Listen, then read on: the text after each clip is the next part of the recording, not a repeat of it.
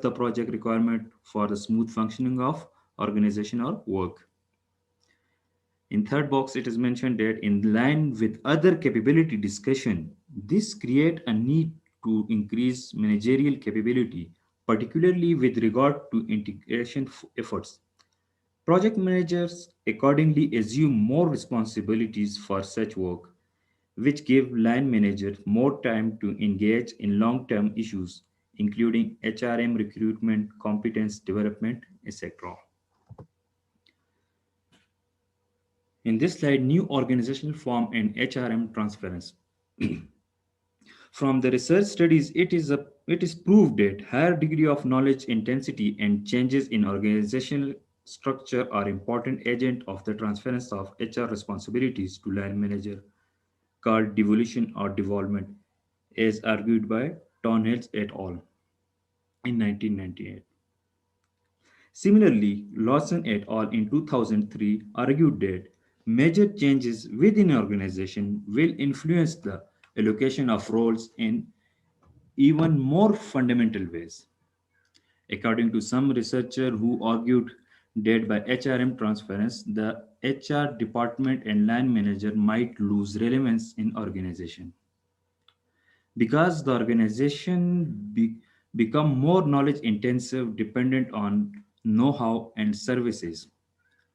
So HRM become more critical part of the operation and more critical to the role of first line managers. In coming slide, we will discuss the role of first line management, such as managers' responsibilities for work pool and line dependent line department through example in aero development, complex machinery engine development, and automotive development. Line managers in project-based organization. It is actually the literature review, or we can say the hypothesis of different researchers, as various researchers have expressed a concern that HRM transference poses a threat to HR department. If line manager take over responsibilities of HR, then what HR specialist and HR department will do? So, in continuation with that, a number of studies like Thornhill et al. Strives to justify the prominent role of HR specialist in organization like the author indicates the line manager has limited strategic forces, focus, or knowledge comparatively. Similarly, Heyman et al. Suggested the devolution of HR responsibilities to line managers make HR department vulnerable, but acknowledge shortcoming of line management, like in subordinates, will keep the HR role dominant. The case study of Heyman et al. Also suggests that the line managers are frustrated at not having sufficient time to deal with HR issues to achieve hard and measurable objective like uh, like cost reduction, cost saving, profit, etc. According to Clock et al., land managers is generally understood as manager responsible for in fundamental land unit having specific knowledge of that area and expertise in an organization. Similarly, these difficulties with transference of HRM responsibilities has led several researchers to conclude that to maintain high quality HRM at operational level, HRM transference has to be seen as a process of increased partnership rather than trade-off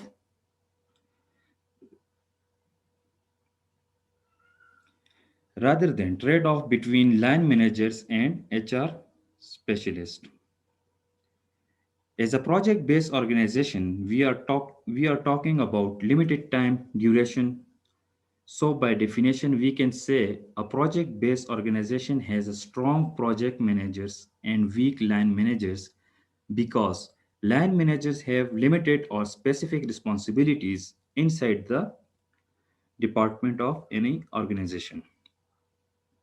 Whereas functional organization where core activities are mainly perform in functional line units and are for long interval of time. So functional organization has strong line managers. Another researcher named is Hobday and Midler suggests that project-based organization just focus on short-term project need. However, the line managers should also focus on long-term technological development and competence and actively part in HRM issues. HRM illustration from two firms. In the following, we provide two illustrations from case studies that demonstrate how project-based setting more a new approach to line management and maybe even a new type of line management role. So here are two illustrations. The one is a new approach to line management at SAP, and the second one is competence coaches at Tetra Pak. We are going to discuss them one by one. The first illustration is a new approach to land management at SAP.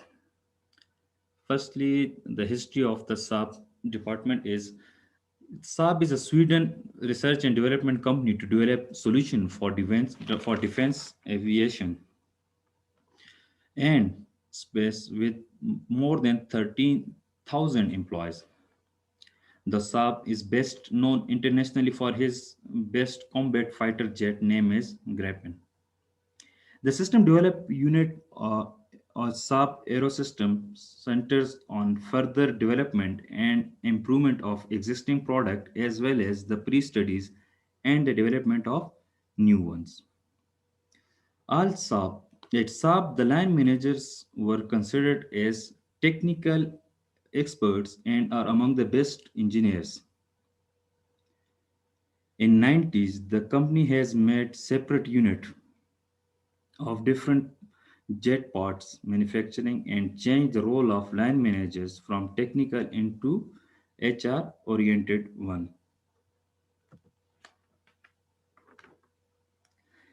In an interview from one of the senior manager at Saab, he reported that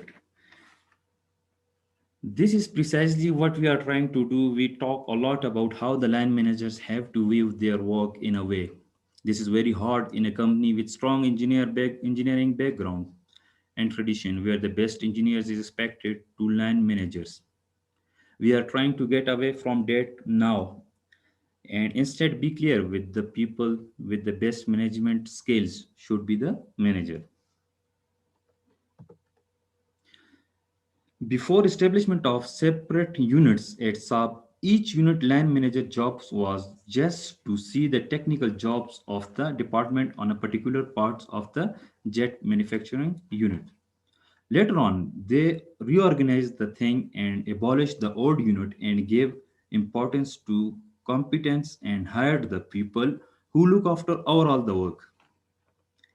By this change, the system became more project oriented and line manager duty beside technical supervision is recruiting, resource allocation and HR oriented.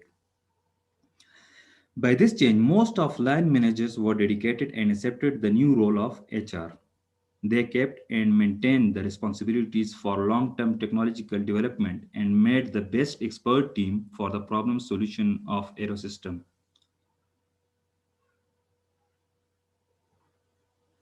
While the others manager found it difficult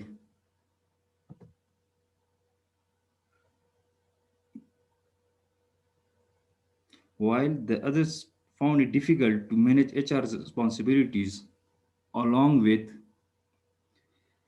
their routine work. As the land managers were basically engineers and skillful people, so they didn't feel comfortable to transference of HRM. They need to develop their HR skill through proper training and HR oriented issues and problem facing techniques. The second illustration is competence coaches at Tetra Pak. This is another case study who changed the role of line managers to HR in a Swedish company. First, they developed system of packing milk in the world. Tetra Pak core competency is develop and processing, packing and distribution system of food stuff. Company has 150 markets are all over the world with more than 20,000 employees. By the end of 90s, the competition in market enhanced due to arrival of technology. At Tetra Pak, there are different departments working separately, and every department have line manager with short technical focus. Organization was facing several issues. As CEO narrated that all the time there were conflict among the different team of the unit. The line manager was supposed to be the competent manager. He owned the resources. It was his responsibility to supervise the work and develop the competence. But it is usually ended up being all about supervision the work and handling prioritization. SEO told that line managers were good, but due to lack of teamwork, they were facing issues. So we abolished their role and replaced it by competence coaches. Now, the competence coaches will look after the human resources work here to manage workforce from employees and try to address the issues faced that were neglected in past. These competence coaches become HR extended arm and focus on issue solving. Performance review meeting and develop competence as no proper training program was arranged for competence coaches because the competence coaches concept was totally new. So the competence coaches adopt the new role and develop self knowledge and competence to provide themselves in their new role.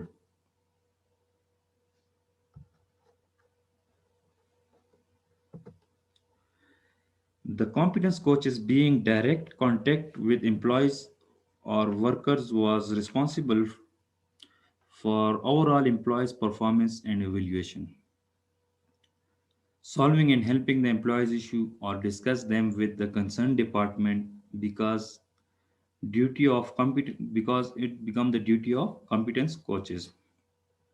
Conflict resolution between project team or other challenges or practical problems are discussed by the project manager directly through competence coaches. Regular competence center meetings were arranged where project planning issues were discussed and others issues inside the department were also being addressed and solved. Here is the roles of line manager in the HRM practices area.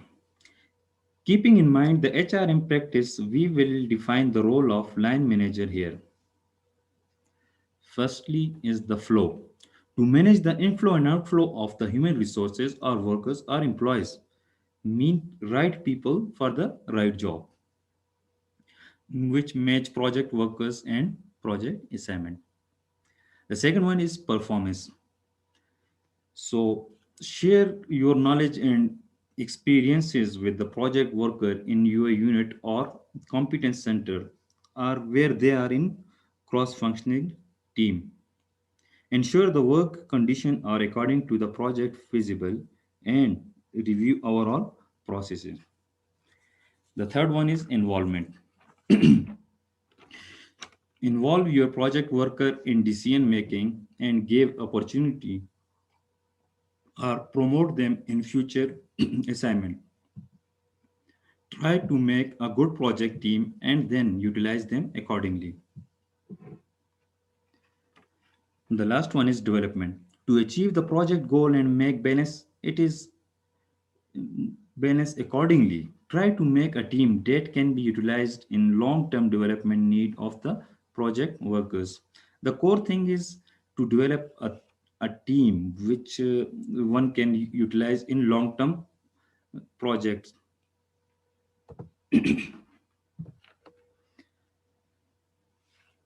The next topic is line managers in the HR quadrant.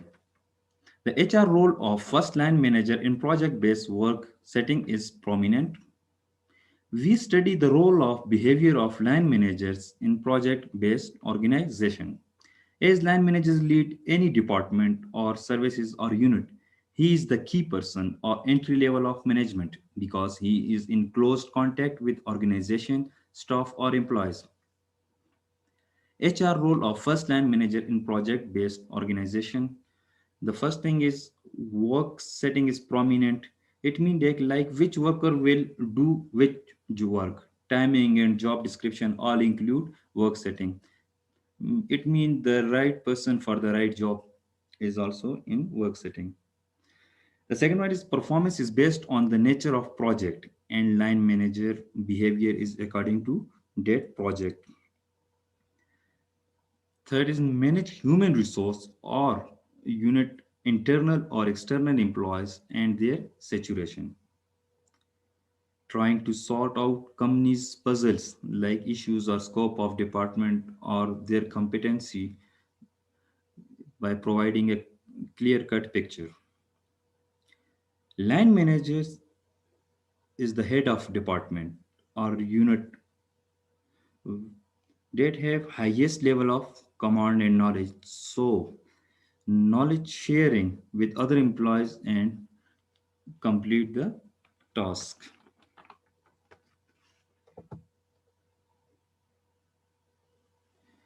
As line managers being the supervisor or directly leading the unit work as agent between project worker and upper management, it involves them in decision and promote them for the next project.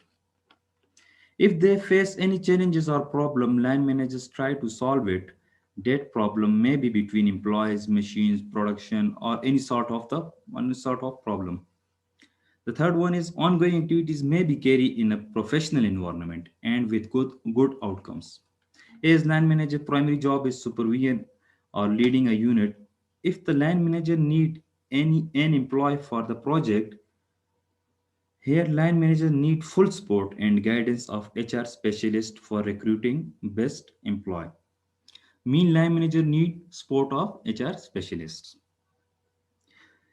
Line manager build coordination between workers and project managers. So the best way to build effective coordination between line managers, as we discussed previously from the case studies 1 and 2, Saab and the Tetra Pak, line managers being leader and head of the unit share all his knowledge with the workers, arrange training session and others knowledge based seminars for the improvement of their workers skills and knowledge which could be better in project outcomes or to achieve the project organization's goal. The conclusion of the whole chapter is from the core illustration we came to know that the HR orientation is increased in line management or line manager is moving towards HR orientation. Secondly, line managers need to apply HRM practices at operational level or in specific unit or in organizational level. As from devolution or development from line managers to HR department, the HR specialist should actively involved in strategy formulation or become strategic partners. HRM transference need close partnership and cooperation between HR specialist and line manager for the smooth functioning of an organization. The HR quadrant framework made it possible to understand line manager HR role that introduce HR from totally new horizon with a new angle basing on collective nature of HRM. This is all about my presentation. Thank you very much.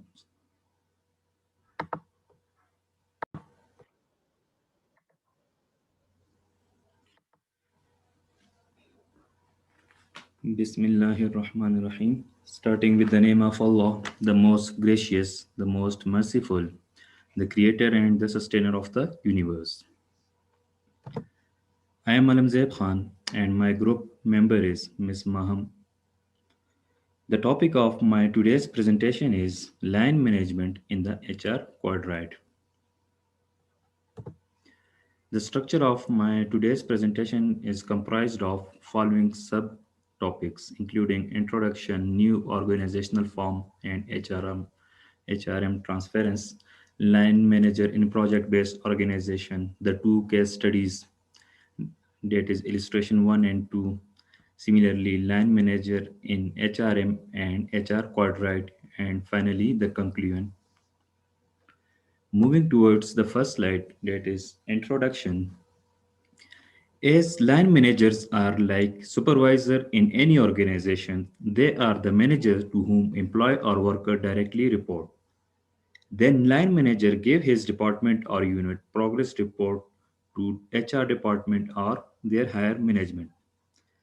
As line management managers are directly in contact of their worker or employees and closely monitor their activities and performance, so they need to improve their HRM skills.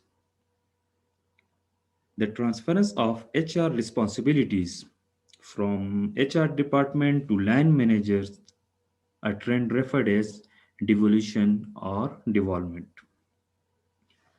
According to some researcher, HR responsibilities from HR department to line manager,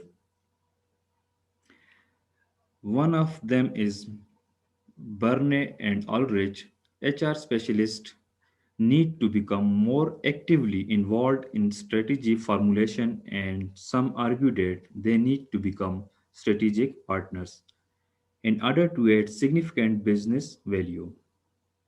This change in focus further implies that they should leave operational HR responsibilities to line managers. There are some underlying forces that researchers believe to contribute transference of HRM responsibilities to project-based organization. As some projects are simple but others are more complex and need high level of knowledge and expertise and need different experience and background workers or employees. And he will be available after this, and I'll upload his slides and later he will present you. Thank you. So I'm skipping his portion.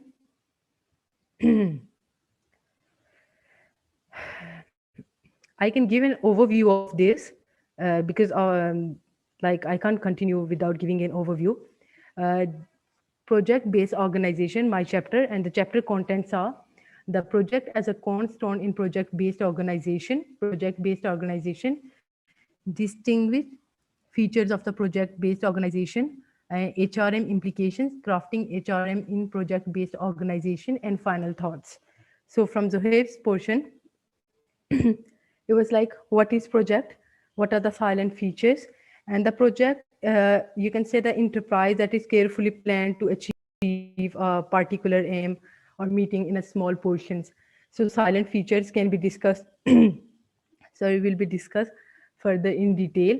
Why organization change their structure? A main question, very important. So why organizations change? It depends on different situation. It depends on different level and different HRM perspective. The organization changed their structure because of integration to improve their integration knowledge areas, enhance management capacities, better possibilities for project managers to do their jobs, etc. So further, three kinds of organizations are divided under a research project.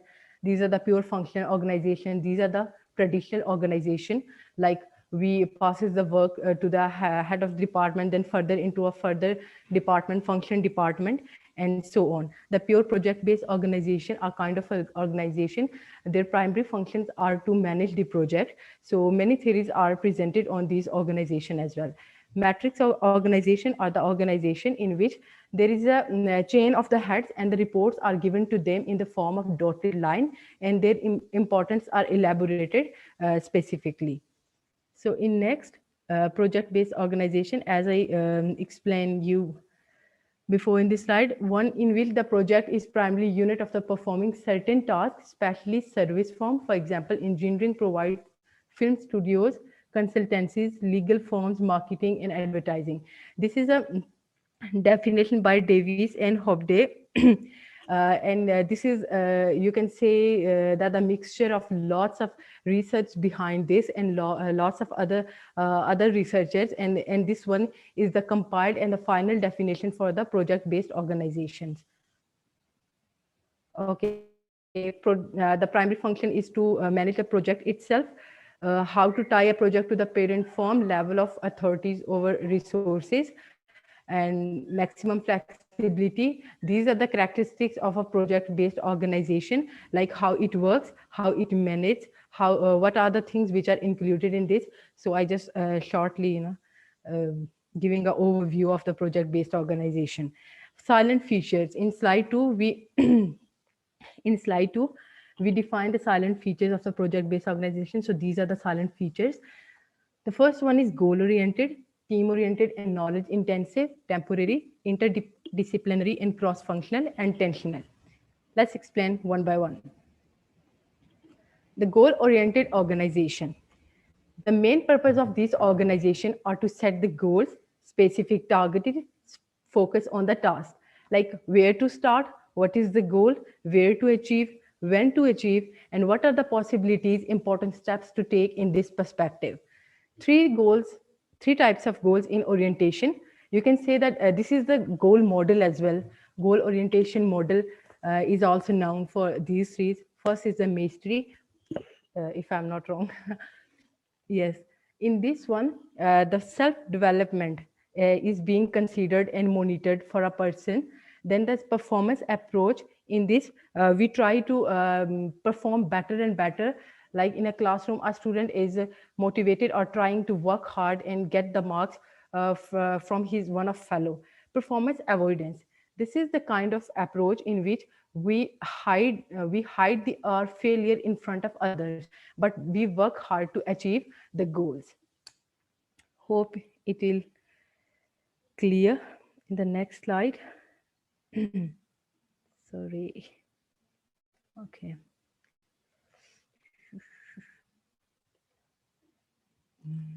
Okay, okay, team oriented and knowledge intensive organization. So very shortly I'll explain this. These are the organization in which teams are collaborative for different kind of project, like research and development projects. They work in team, they work collaboratively with the different type of expertise, combine their efforts to solve the problems. Skills and competencies are important in this kind of organizations to work hard and achieve the goals. And knowledge worker participate in internal training programs as well. Means if all the knowledge workers which are doing a work in a team to achieve a goal, or they are doing a specific kind of project, they all also they try to also participate in the internal training programs to enhance their abilities, to like polish their capabilities and etc. Temporary organization. These are the organizations which are very important in a system because they support all the unroutine, unusual things through the unroutine solution, technological solution. Predetermined determination dates are fixed, performance specific purposes with flexible resources, and the duration in time varies from project to project. These kind of organization deal with the situation which are unroutine, which are unusual, and which are not expected to become. They have a special kind of procedure, special kind of things to do. They have a special kind of resources to handle these things. So these are one of the important aspects to handle an organization to achieve the goal, because not everything is planned, not every project is expected, not everything is so certain that we are only ready for the certain thing. We have to ready for the uncertainty. So this kind of organization handle all the aspects. So this is the interdisciplinary and cross-functional organization. Interaction of people from different areas expertise require input from various knowledge bases and communication across functional boundaries. common goals, new product design.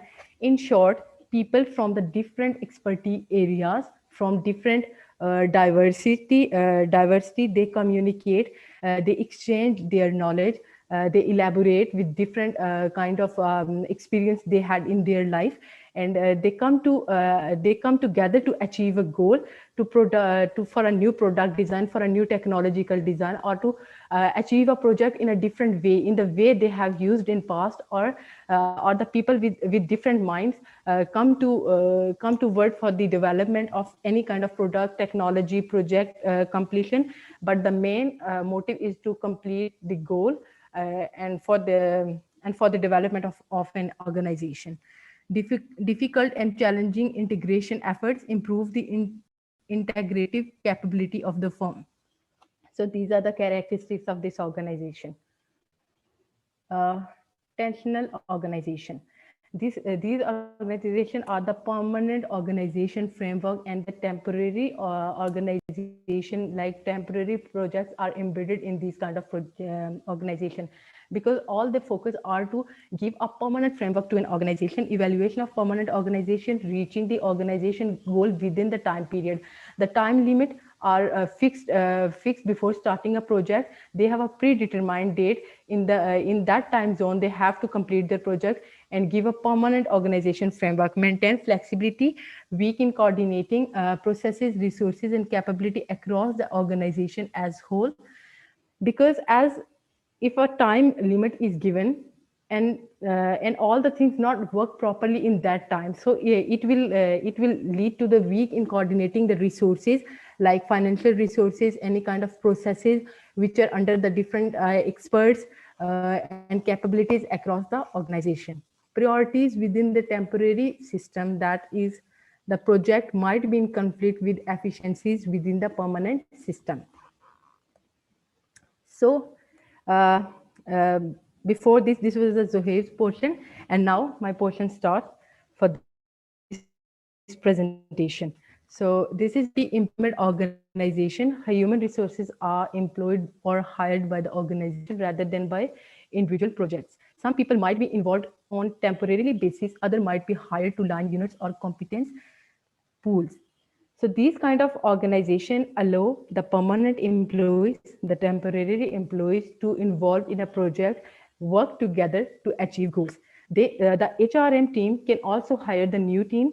The HRM team can also hire the existing project team to implement in a new project with the newly hired employees. Depend on outsider for completing individual tasks. They need outside from the company, then they have to recruit them for end project completion. They maintain their employment contract. There is a contract for the employees who entered for a project. They have to complete that project, and then they are free from that project. They can also hire the same employees for the next project.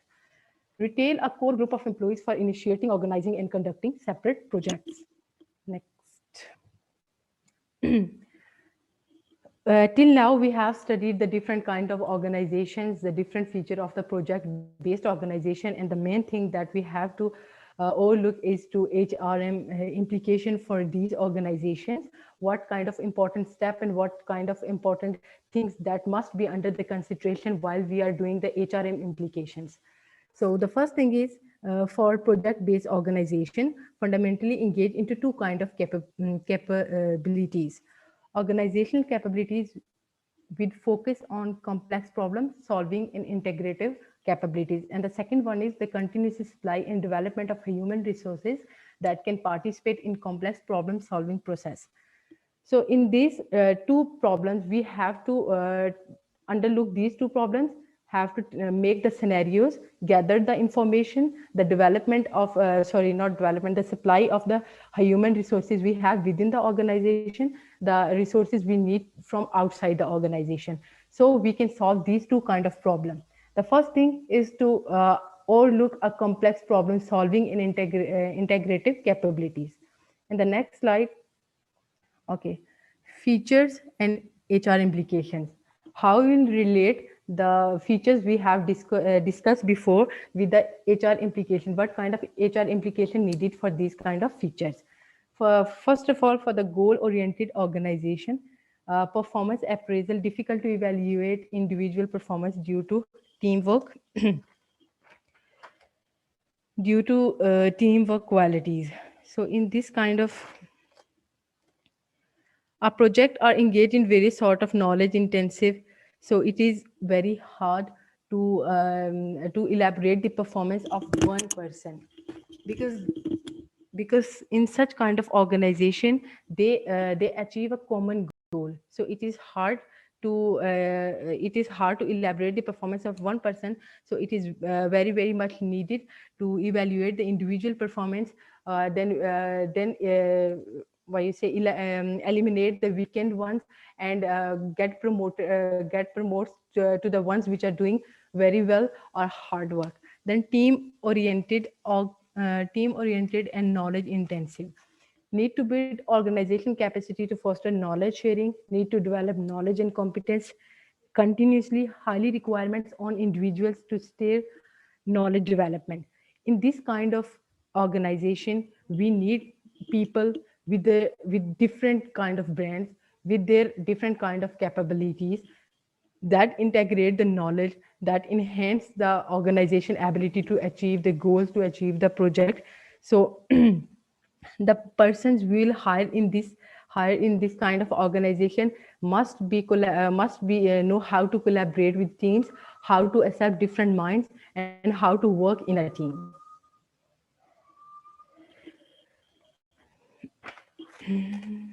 Temporary organization. So continuous formation of teams, educate management of flows of human resources in terms of recruitment and staffing and return from assignment. There is no ongoing organization from one project to the next in the temporary organization. These kind of organization use the procedures and processes in place to carry out its project, in any cases quite advanced and standardized process. So in this kind of temporary organization must be active, must be the personnel in the temporary organization must be multi-talented. They must know how to handle the unconditional, unroutine situations, how to handle the resources which are in the organization, which are outside the organization, how to outsource. So the HRM team will gather the information, make a scenario, and select the people which will be very much active and initiative for this kind of temporary disciplinary cross-functional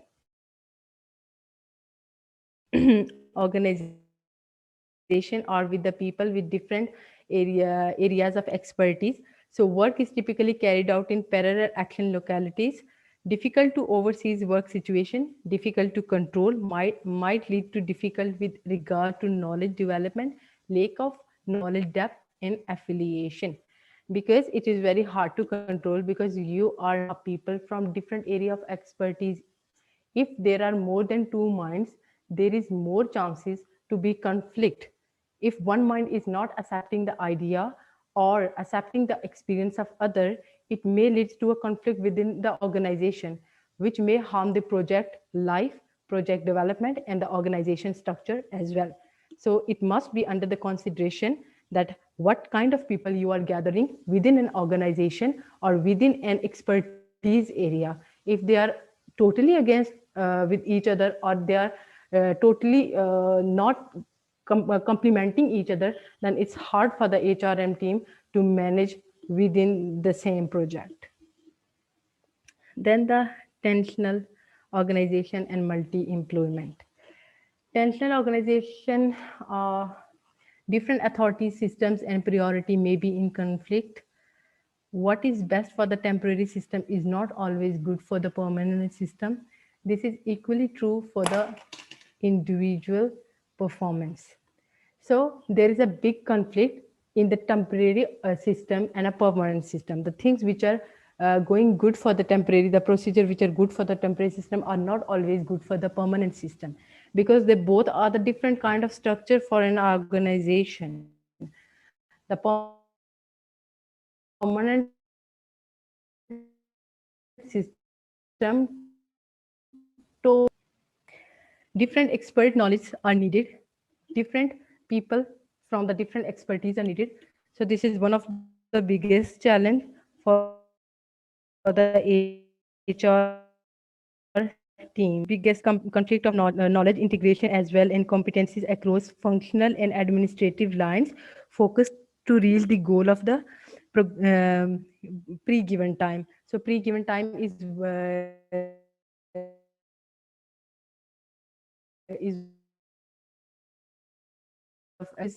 in permanent organization you have given a predetermined time, so you have to do the work within that zone. Multi-employment. The work is constituted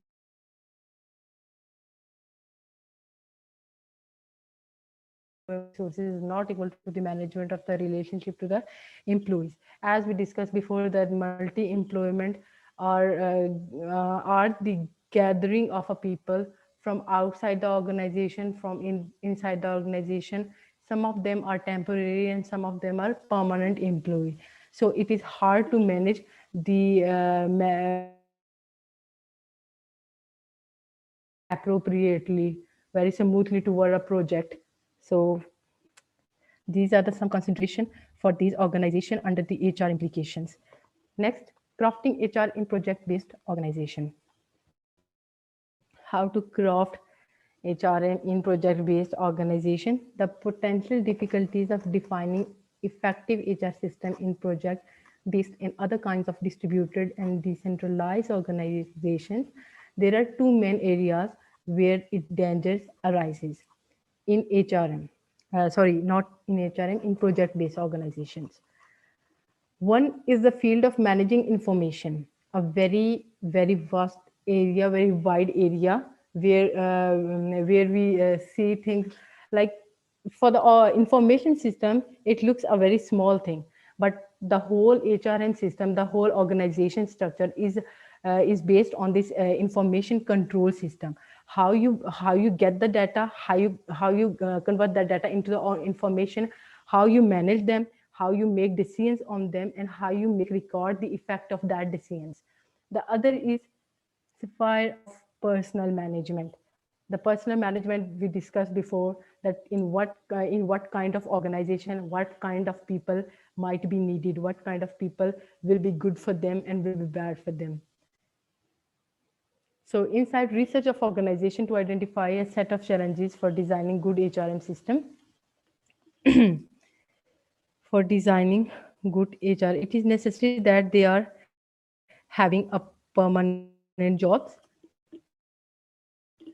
This is one perspective, but not necessarily for all the employees, because in HRM we recruit the employees as per our need according to the project from outside the organization. So this is one of the big challenge to manage the outsiders and the insiders at the same platform.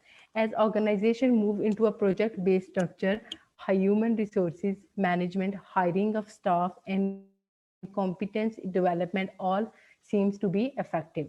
This is, however, a virtually unexplored area of empirical research. Further issues concerning working life must be readdressed in this new corporate context design. So these are the some important aspect like research area, the information within the organization, the things you know about the organization, when you need the recruitment, in which department you need recruitment, how many peoples you are needed, if you are doing a downsizing, with what aspect you will do a downsizing. So these are the some important aspects in HRM for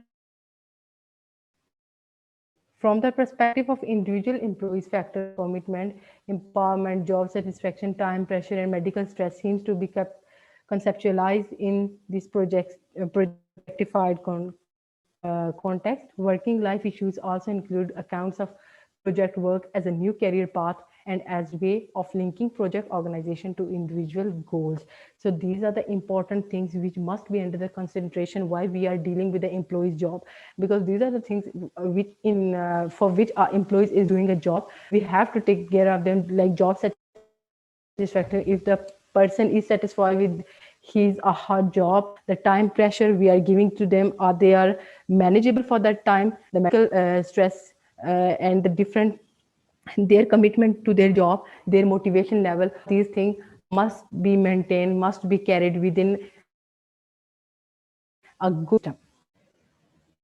So the final thoughts on this chapter are HRM in project-based organization is called for what problem areas this study might help to improve, what to do when designing HRM and HRM organization in such context. More work in project-based organization leads to more HRM activities and processes devoted towards recruitment, appraisal, motivation. So these are the final thoughts. What the HRM system can improve by doing all these implications within a project-based organization, how they can achieve their goal, how they maintain their organization structure, how they do the work well, how they can do managing their employees in a well position. Okay, and the last slide. New ideas are being tried out and strategic decisions are being made, including the outsourcing of support functions and layoffs. How to do the outsourcing, the new strategic ideas, what to try, what need to be improved, what should be implementing. Leader must be able to design HRM system particularly suited to the needs to the project organization and how they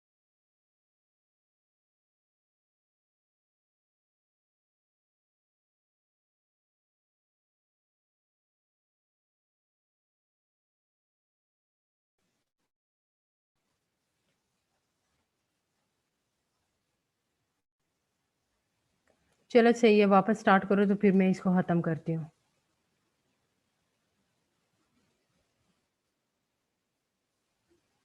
Okay.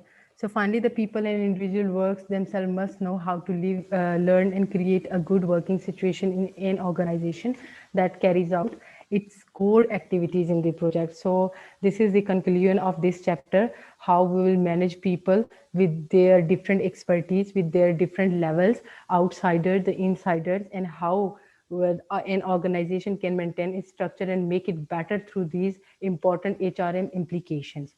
Hope you will understand my point. And that's it from my side. Thank you. Now I invite my next member, a group member, to present their chapter. Thank you.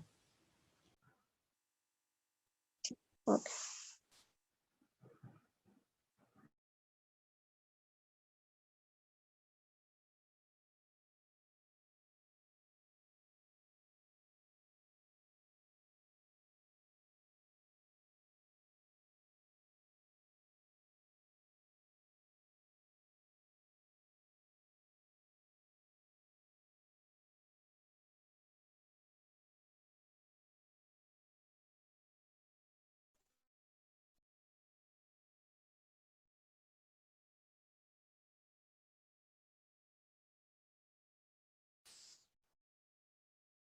Bismillahirrahmanirrahim. I'm Rabia Rustam and I'm going to present chapter number 13, that is the development of project management skills. And the other member of my group is Nida Hayat.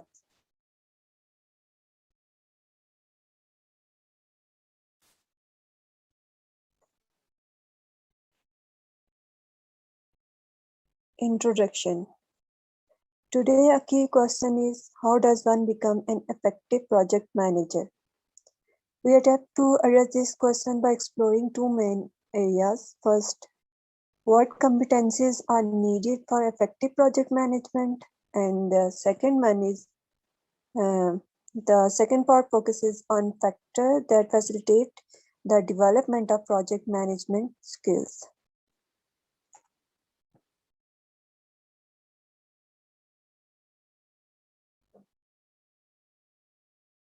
Now, project management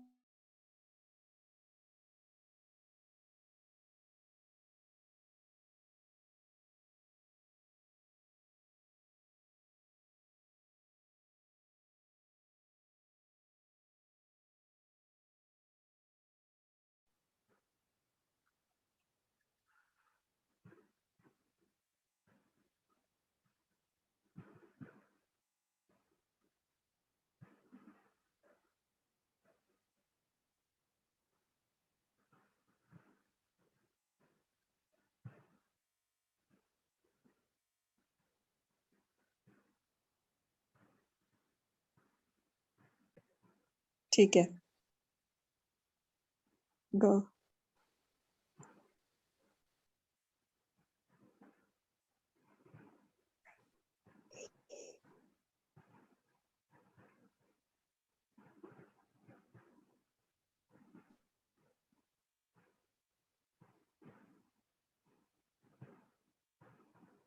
start करो राबिया, आवाज नहीं आ रही। Recording on हुई है? मुझे अभी नहीं आया। हो गया रिकॉर्डिंग ऑन, तुम स्टार्ट करो।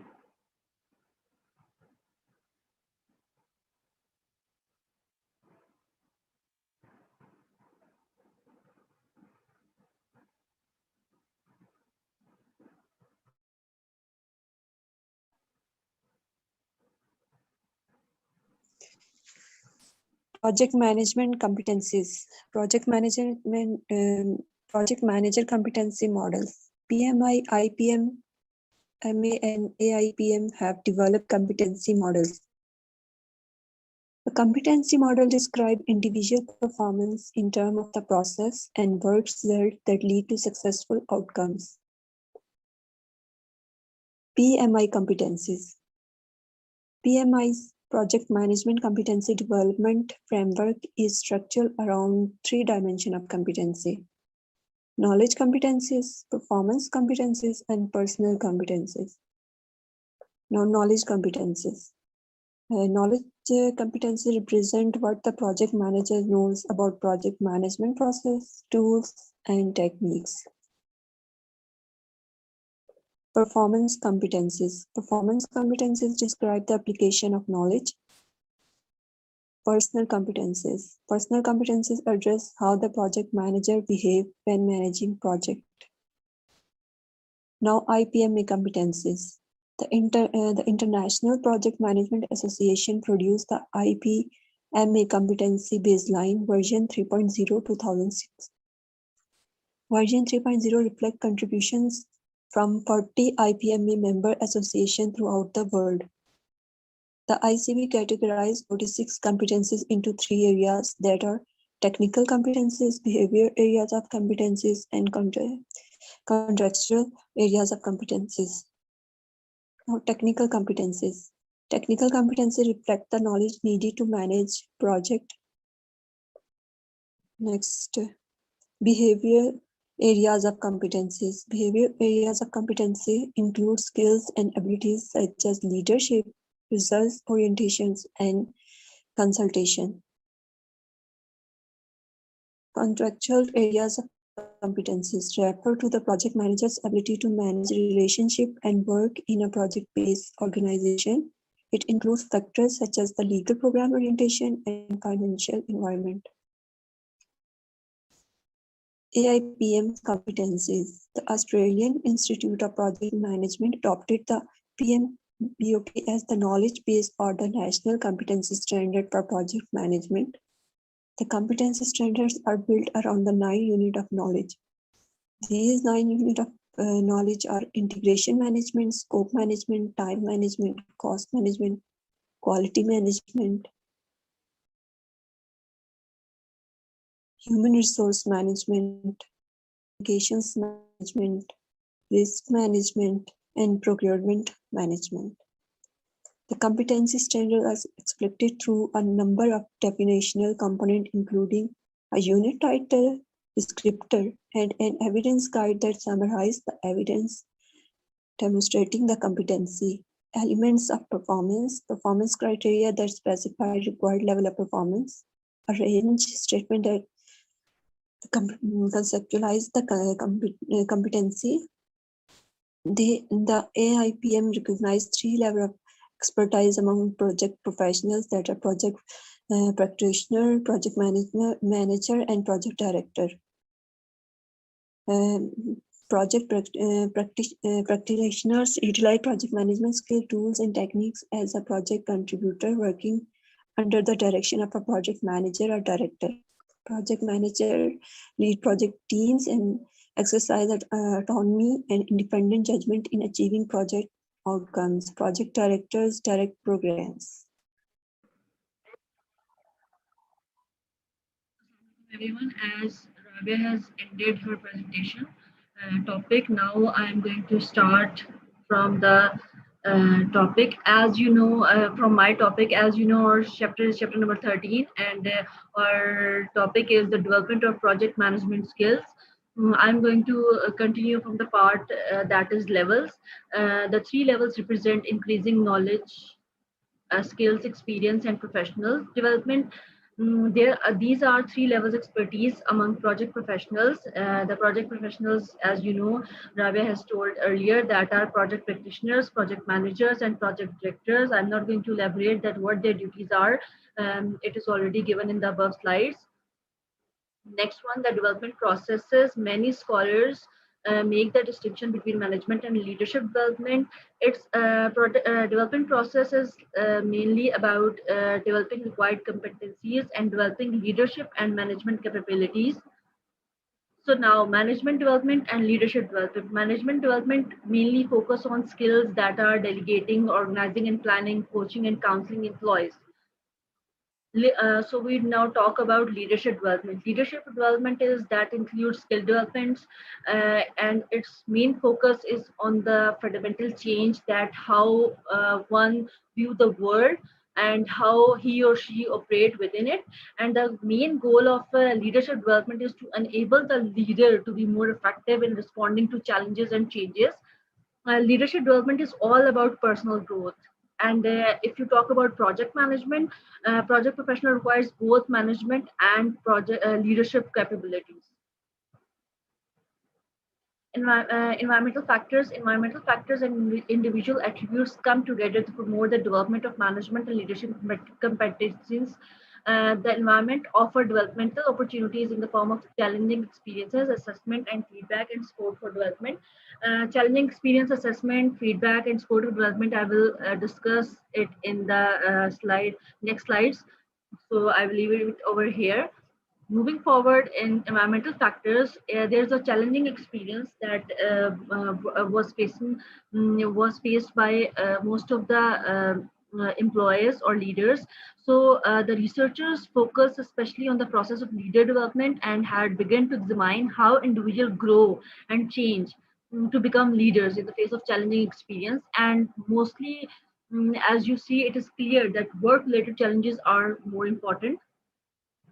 Now, as I said before, I will explain assessment, feedback, and self-reflection. So we will talk here about assessment, feedback, and self-reflection. It is important for the development of growth of an individual. Feedback plays an important role in the leader development. Experience in different situations, feedback from others, success or failure over time, and became integrated into one's self-concept as a leader. Error and failure provide opportunities to examine how one's action can be improved in future. Failure does not define an individual worth. Failure are if an individual consider it are they are opportunities for us that we can learn from them and we can improve ourselves for the future purpose. So now we are going to talk about sources of stress. So there may be a lot of reason for the there may be a lot of reason of stress. Some might be which we are going to discuss over here are a lack of tolerance for mistake or failure. In most of the organization, you have seen that people will get angry over small things and they don't tolerate small type mistakes, and they will shout at you, or they will just point it out and just give you a benefit, no benefit about the about small mistakes. Moving further, a strong performance goal orientation where one's self-esteem is highly dependent on there's other evaluation of one's performance. It it is also a cause of stress because when a person is depending on the evaluation of another person, so it is very stressing. Facing a challenge that is out of control to impact, if you are facing a challenge that is out of control, you will get stress from that situation. Increasing workload that occur with expanded responsibilities, like you are managing a lot of projects at the same time and you have been working hard and you have a lot of workload and you can't manage the time, then that will become also the reason of stress. High level of stress may also cause withdrawal from rather than engaging with the challenge. If if from the situation you are facing and you that cause a lot of stress for yourself, then you will think of withdrawing yourself from that situation other than facing that challenges. Now come to the sport, and that how we can get sport while we are facing challenges or while we are facing stress. Challenging experiences are stressful, and facing challenges without support for learning may damage development and growth. Supportive learning environment in organization and companies anywhere, that development entails stepping outside one's comfort zone. Supporting learning environment shows that one have to come out to their comfort zone for their development and for their growth. Sport can take many forms reflected in HR policies, organizational culture, and individual expectations. Some of them are matching of development challenges and individual needs.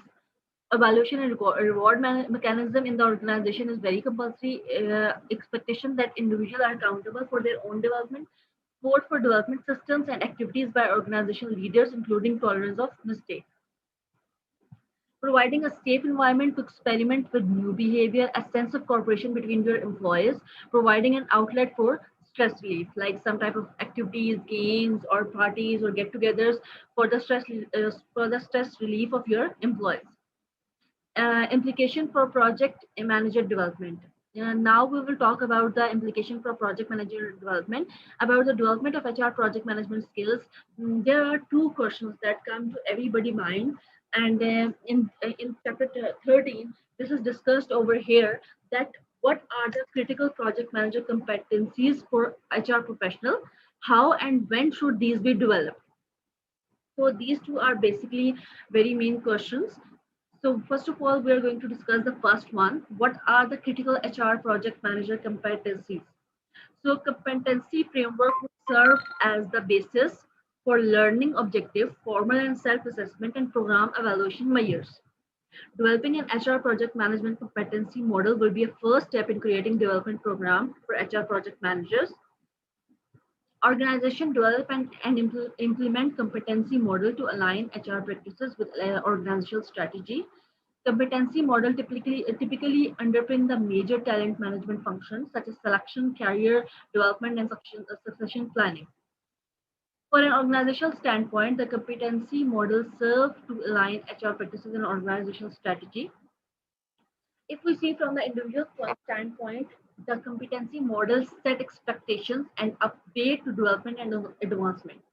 Organizations have a stake in the selection and development and advancement of their project management. Organizations play, as you know, that organizations and companies and their supervisors and all of them play a very important role in the development and growth of their project managers. Project Management Association supplies skills.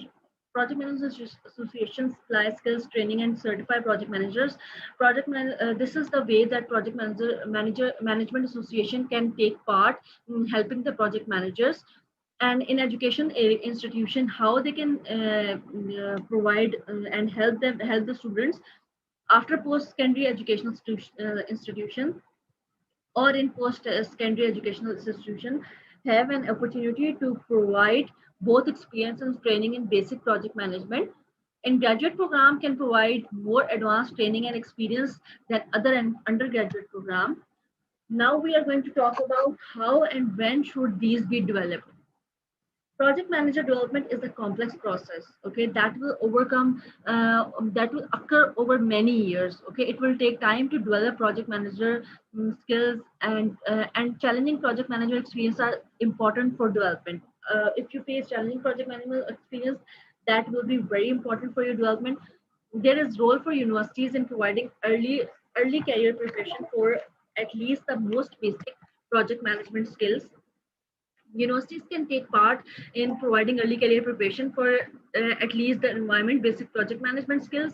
And how they can take part in that, universities can follow following steps that universities can take to prepare graduates for project management responsibilities.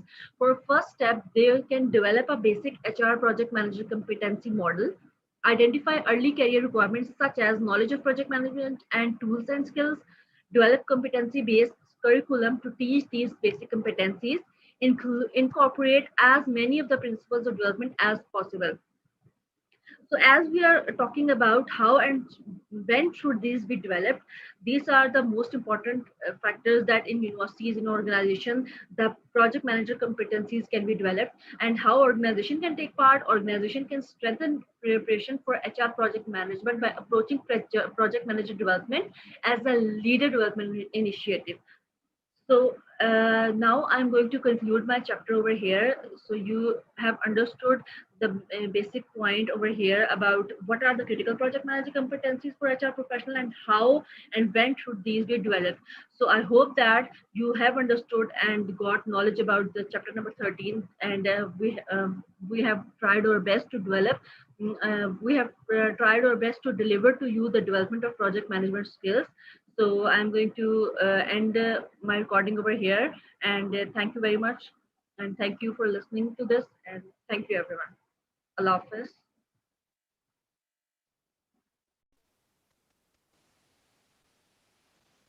जी अस्सलाम वालेकुम जी करें start आप जी बिस्मिल्लाह Bismillahirrahmanirrahim. I am Wajiha Ubaid and I'm here to present the topic. Next slide. Next slide करें. That's it. Reframing HRM, the HR quadrant. Next slide. The first thing is addressing HRM in project-based organization. So we all know how important HRM is for any organization, but it is also challenging. To further the challenge, we have researched some observations and implications on them.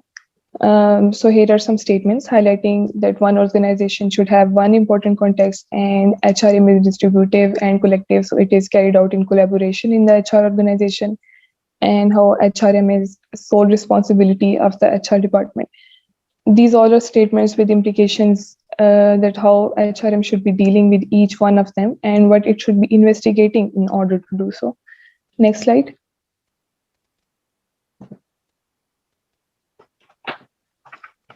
These are also statements highlighting the importance of individuals in HR and how a project manager plays an important role or the key role in any organization. The implication says that we should acknowledge the role of individual and the role of project manager and what are his responsibilities in any organization. Next slide. Moving forward, HRM at the operational level. So we are observing some constant observations throughout the life cycle of in any organization. जिसमें पहली observation ये थी कि there was imbalance focus on a single actor. Her organization में actors होते हैं, key roles होते हैं, but there was imbalance focus on one single role. इससे ये हो रहा था कि एक ऑर्गेनाइजेशन क्योंकि कोलेक्टिवली काम सारे रोल्स पे डिफाइंड होती है, तो अगर एक पे फोकस होगा तो बाकी सब निगलेक्ट हो रहे थे. उसकी नेग्लिजेंस से ये हो रहा था कि ऑर्गेनाइजेशन बहुत ज्यादा इफेक्ट हो रही थी क्योंकि ऑर्डर नहीं था सेम और सही नहीं था और इम्बैलेंसिंग थी. सेकेंड ऑब्जर्वेशन ये थी कि it was revolving around the level of analysis. इससे ये था कि सारा फोकस स्ट्रेटेजिक पार्टनरशिप पे था और कम फोकस जो था वो ऑपरेशनल लेवल्स पे था. थर्ड ऑब्जर्वेशन ये थी कि जो भी जैसे भी काम कर रहा था एक ऑर्गेनाइजेशन में, चाहे वो क्रॉस फंक्शनल हो या इन टीम हो, प्रोजेक्ट पे हो, it should have a profound impact on the HR. Next slide. इस सब से जो है वो एक अंडरलाइन फ्रेमवर्क निकला जिसको हम two-fold framework कहते हैं. The two-fold framework basically suggested the improvement in project-based organization and to seek and explore the contextual nature of HRM systems in new forms. Next slide. Key roles, there are basically 4 key roles in a HR quadrant, जिसमें HR specialists होते हैं, project managers होते हैं, project workers होते हैं और line managers होते हैं. These all collectively make a quadrant. इससे ये होता है कि ये these all are the main roles, key roles, these all are the players. तो अगर एक भी में से कोई डिसफंक्शनिंग होगा या कोई किसी एक का लिंक भी आपस में डिसफंक्शनिंग होगा तो इसको वीक कंसिडर किया जाता है, एक ऑर्गेनाइजेशन की वीकनेस कंसिडर किया जाता है. तो इन की रोल्स का आपस में ठीक होना ज़रूरी है और चारों का कलेक्टिवली ऑर्गेनाइजेशन में सेम कंट्रीब्यूशन होना इनकी ज़रूरी है। Next slide. Types of project based work settings, इसमें हमारे पास दो डायमेंशन आ जाती हैं. The first is related to the individuals and how they're collaborating with other members like specialists from same functional area or in a project team. Second dimension, it plays an important role in the HR design quadrant. It basically clarifies कि ये project manager primarily एक project पे काम कर रहा है या several projects पे distributed काम कर रहा है at the same time. तो ये दो dimensions जो हैं हमारे पास, ये मिलके हमारे पास एक प्रोजेक्ट बेस्ड वर्क ऑर्गेनाइजेशन बनाती हैं और हमारे पास 4 सेटिंग्स लेकर आती हैं. Next slide. इन 4 सेटिंग्स में हमारे पास सबसे पहली है इंट्रा फंक्शनल फ्रैगमेंटेड. इसमें क्या होता है कि project work is carried out in line organisation but the project worker is involved in a number of projects. जो इंट्रा फंक्शनल फोकस होती है उसमें भी सेम होता है कि project work is carried out in line organisation, but इसमें क्या होता है कि प्रोजेक्ट वर्कर जो होता है वो साइमल्टेनियसली सेवरल प्रोजेक्ट्स में इन्वॉल्व होता है. जो थर्ड है हमारे पास इंटर फंक्शनल फ्रैगमेंटेड, उसमें ये होता है कि project work is carried out in co-located projects और प्रोजेक्ट वर्कर जो होता है वो सेवरल प्रोजेक्ट्स में इन्वॉल्व होता है. इंटर फंक्शनल फोकस में project is carried out, work is carried out in co-located projects also, but here only in one project worker is involved only in one or very few projects. Next slide. इन चारों को जब हमने research किया तो उसके बाद हमारे पास दो वर्क सेटिंग्स आ गई. जो टाइप ए थी वो बेसिकली इंट्रा फंक्शनल फ्रैगमेंटेड है, जो हमारे पास फर्स्ट टाइप थी, और जो टाइप बी थी वो हमारे पास इंटर फंक्शनल होती है. हम एक फ्रैगमेंटेड है और एक फोकस्ड है, एक इंट्रा है और एक इंटर फंक्शनल है. इसमें क्या होगा कि जो पहली सेटिंग होगी उसमें प्रोजेक्ट वर्कर जो है वो नंबर ऑफ प्रोजेक्ट्स में इन्वॉल्व होगा, और जो टाइप बी सेटिंग होगी उसमें क्या होगा कि वो at a time one project में इन्वॉल्व होगा या बहुत थोड़े प्रोजेक्ट्स में इन्वॉल्व होगा. Next slide.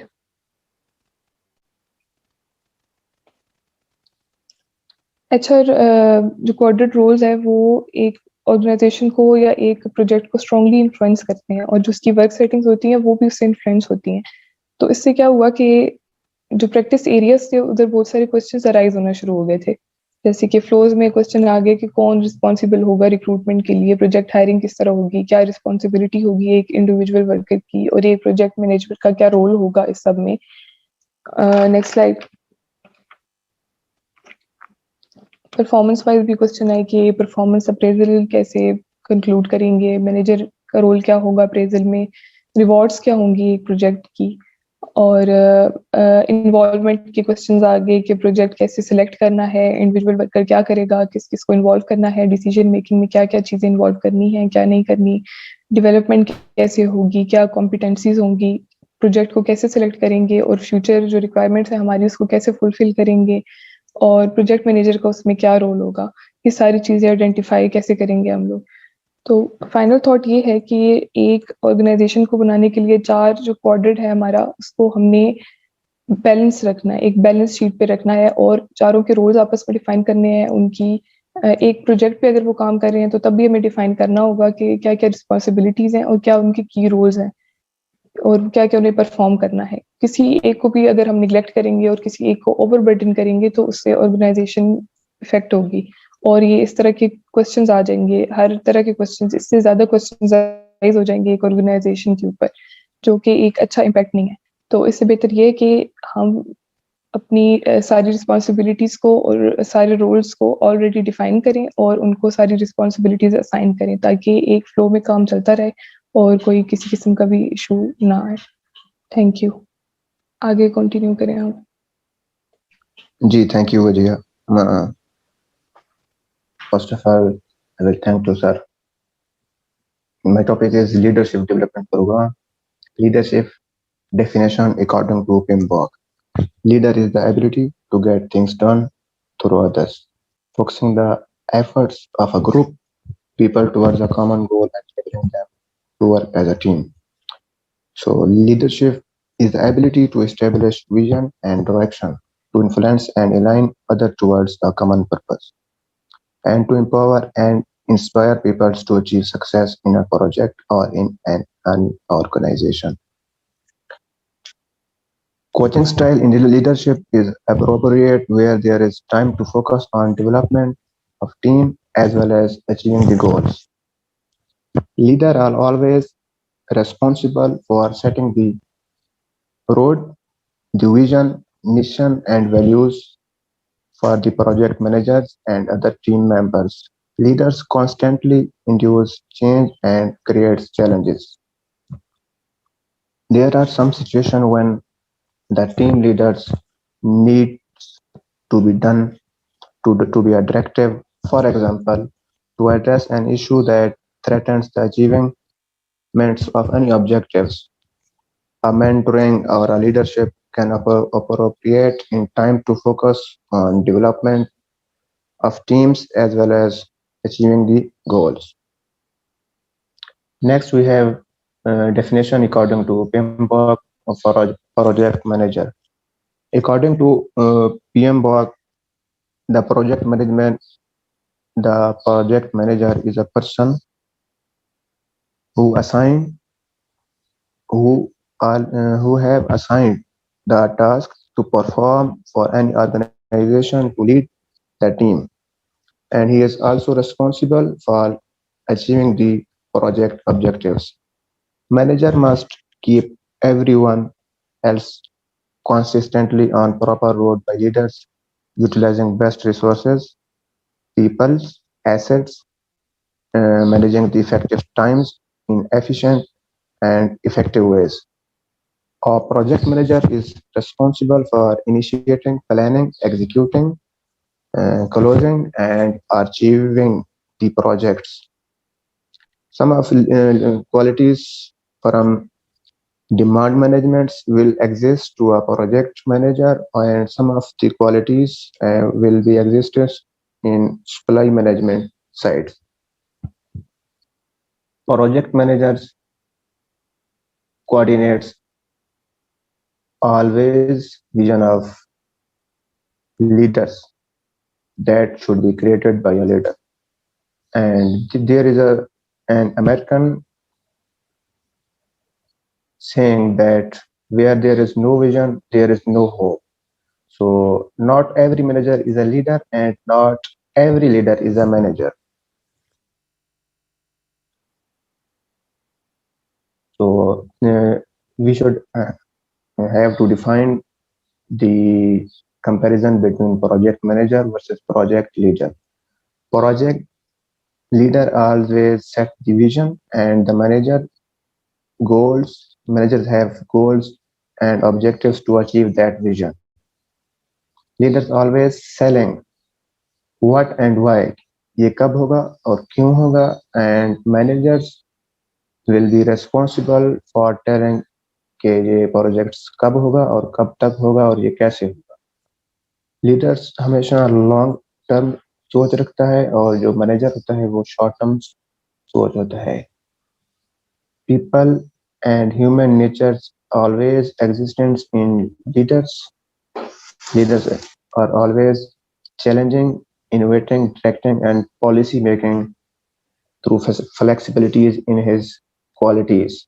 And the managers are always maintain comfort and administrating through controlling the procedures with a consistency of doing a project. Project manager versus project leader. A project manager accepts the resources as provided by a leader, and leader constantly reviews the project resources needed for project success, as well as manager accepts the project structure provided by a leader, and project leader always constantly reviews the project structure of for a project success. A project manager drives administration completion of standards management tasks, as well as in project management leadership. Always standard project management tasks and tools are enabled to delivery as a success. A project manager focus on project management deliverables as well as leaders always focus on business outcomes regardless of source of issue or a solution. Project manager versus project leader. A project manager supports always delivery through to a business outcomes, and project leaders always collaborates to achieve business outcomes. In short, we have some more details if we elaborate them, that leaders are always, we should have to say in other words, not every manager is a leader and not every leader is a manager. It is very dangerous to have a manager in leadership position unless until he or she possesses leadership skills. As well as it is also dangerous to have a leader in management position if or he and she doesn't have management skills. I would like to proceed further to ask Mr. Sajid Rasool, please proceed. Thank you. Thank you so much Mudassir. मैं अगर आगे pursue करता हूँ अपने topic को, first of all मैं यहाँ से स्टार्ट करता हूँ। In short of project leader, 3 types होती हैं जिसमें हम प्रोजेक्ट लीडर की जो रिस्पॉन्सिबिलिटीज हैं या प्रोजेक्ट लीडर जो काम करता है उसको हम आगे देखते हैं। फर्स्ट ऑफ ऑल ये है कि engage with the team. Team engagement is the extent to which team feels passionate about their work and committed to their organization and put good effort in their work. Because team satisfaction only indicates how to happy or content your team are. And secondly, as their leader, it is your responsibility to engage your project sponsor. An engaged sponsor is supportive of the project throughout the organization and the team efforts on the project. An engaged sponsor clear the paths to help get what is needed to increase the chances of the project success. And lastly, developing mental and planning strategies to determine the action to take. Being truly accountable for taking action to achieve priority goals. Appreciating the connection between the importance of keeping commitments and the achievement of worthwhile results. Next message. Objective of strategic project leadership. The key objective of strategic project leadership is to motivate project managers, be the business leaders for project and providing the tools to utilize proficiently. Because जब हम motivate हो जाते हैं तो हम अपना 100% देते हैं, उस मोटिवेट होने से हमें एनर्जी मिलती है, तो उससे हमारा ये होता है, हमारा जो रिजल्ट होता है वो हमारा बेटर हो जाता है। तो मोटिवेशन जो है वो हमारा की ऑब्जेक्ट है इस चीज। Next, leadership skills in project management. जो सबसे पहले हम बात करेंगे उसमें यह problem solving and decision making. Problem solving is an analytical process used to identify the possible solution to the situation at hand. Making decision is a part of problem solving. तो decision making है वो problem solving की ही part है। Problem solving is a complex process and judgment calls or decisions will have to be made on the way. Decision making is a choice made by using one's judgment. दूसरे number पे हम बात करेंगे planning पे। Planning is the process of thinking about the activities required to achieve a desired goal. It is the first and foremost activity to achieve desired result. And third, delegation. Delegation is commonly defined as the shifting of authority and responsibility for particular function, task or decision from one person to another. Delegation does not look the same in every situation. Her situation में जो delegation होगी वो different होगी। Many factors go into determining what to delegate, when to do so, to whom, and how the leader subordinate leadership will look over the lifetime of the project.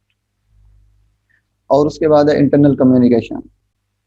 Internal communication is all about promoting effective communication among people within an organization. Meeting management. Meeting management is the process of managing the stages of the entire meeting process.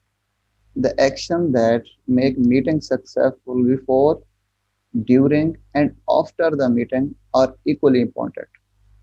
इसमें यह है कि meeting से पहले जो हम decision लेंगे, meeting में डिसीजन लेंगे या मीटिंग के बाद जो हम इम्प्लीमेंटेशन करेंगे, इसमें दोनों जो चीज़ें हैं वो इम्पॉर्टेंट होंगी. ऐसा नहीं है कि मीटिंग में हम डिसीजन तो ले लें, अदरवाइज आफ्टर मीटिंग जो है हम उसको इम्प्लीमेंट ना कर पाएं. जितने डिसीजन मेकिंग इंपॉर्टेंट है, उसके बाद उस पर इम्प्लीमेंटेशन भी उतनी ही इम्पॉर्टेंट है. उसके बाद आ जाता है managing your self management, which is also referred to as self control or self regulation, is the ability to regulate one's emotion, thoughts and behavior effectively in different situations. The next, leadership qualities. Leadership qualities में हमने कुछ चीज़ें हैं वो search की हैं. उसमें जो हमें जो चीज़ें नज़र आई, उसमें सबसे फर्स्ट नंबर पे जो है वो intelligence. Leader should have a high level of intelligence with sound educational and technical background. Because जब उसका solid background नहीं होगा, उसकी education इतनी अच्छी नहीं होगी as compared to other, तो वो leader बन ही नहीं सकता. इस वजह से सबसे पहले जो चीज़ important है वो intelligence, उसको intelligence होना चाहिए. And secondly, emotional stability. A leader should be emotionally stable. He should not lose temper at any stage. कोई भी सिचुएशन में अपना टेम्परामेंट लूज ना कर ले, ये जल्दी इमोशन ना हो जाए. मतलब एक कूल डाउन होना चाहिए एक लीडर को. थर्ड नंबर पे understanding human behaviour. A leader should possess a deep understanding about human behavior, emotions, needs, and etc. And he should be able to deal with people. Next कीजिए. जो fourth number पे है वो है understanding the views of others. The leader should understand the views of others. If he does all the things in his own way, he may lose the support of others. उसमें ये हो कि सब जो व्यूज हैं उसे साथ लेके चलने चाहिए, हर किसी के व्यूज को सुनना चाहिए, समझना चाहिए और उस पर अमल करना चाहिए. ऐसा नहीं होगा कि लीडर अपना डिसीजन ले ले और अपना डिसीजन सब पे थोप दे के बस ऐसा ही करना है. ऐसा बिल्कुल भी नहीं होता. उसके बाद है motivating the followers. It is not enough if the leader is self motivated, he should also know how to motivate his follower. जब तक अपने फॉलोअर्स को, अपनी टीम को मोटिवेट नहीं करेगा, तब तक काम नहीं चलेगा. लीडर का अपना मोटिवेट होना बहुत अच्छी बात है, लेकिन जब तक मोटिवेशन नीचे डिलीवर नहीं करेगा, तब उन तक वो आउटपुट नहीं ले सकता जो उसकी ना रिक्वायर्ड आउटपुट होगी. उसके बाद है initiative and creative ability. The leader should take initiative because he has to take the lead to do work, and then only other will follow. The leader should also have creative ability. उसके बाद आ जाता है next कीजिएगा, judging ability. Leader should be able to judge anything. Then only the leader can anticipate the response to the actions and decisions. जो 8 number पे हमारे पास है वो responsibility and decision. Making a leader should lead from the front by taking the responsibilities and must be decision maker. Decision maker होना चाहिए leader को, front से lead करना चाहिए. ऐसा नहीं है कि कोई भी ऐसी सिचुएशन आ गई तो लीड टीम के पीछे छुप जाना, या ऐसा जो भी है उसको फ्रंट पे आके लीड करना चाहिए, ताकि उससे जो टीम होगी उसको अच्छी मोटिवेशन मिलेगी. उसके बाद है guardians. Leader should be good guide to his subordinates. He should tell and demonstrate the ways of doing work. Next, उसके बाद हमारे पास आ जाती है personality. The leader should have an attractive and pleasant personality. Attractive personality का जो effect होता है वो टीम्स पे होता है, दूसरे लोगों पे होता है। तो इससे ये है कि पर्सनैलिटी वाइज लीडर को अट्रैक्टिव होना चाहिए। उसके बाद है dignified. A leader should have behave with his subordinates in a dignified manner. उसके बाद हमारे पास आ जाता है ऑनेस्ट। लीडर को ऑनेस्ट होना चाहिए। जब तक लीडर ईमानदार नहीं होगा तो उसका ये है कि काम नहीं चलेगा, उससे फर्क पड़ेगा नीचे टीम्स को। जब लीडर ईमानदार नहीं होगा, नीचे टीम भी ईमानदार नहीं होगी, तो ओवरऑल जो ऑर्गेनाइजेशन है, जो ओवरऑल स्ट्रक्चर है, वो डैमेज होगा सिर्फ एक बंदे की डिसऑनेस्टी से। तो leader should have be honest, sincere, fair and responsible in his dealings with his subordinates. जी, थैंक यू सो मच। अगर आपके पास कोई क्वेश्चन है वजीहा एंड मुदस्सिर है तो कैनली आप क्वेश्चन कर सकते हैं। अगर नहीं है तो फिर हम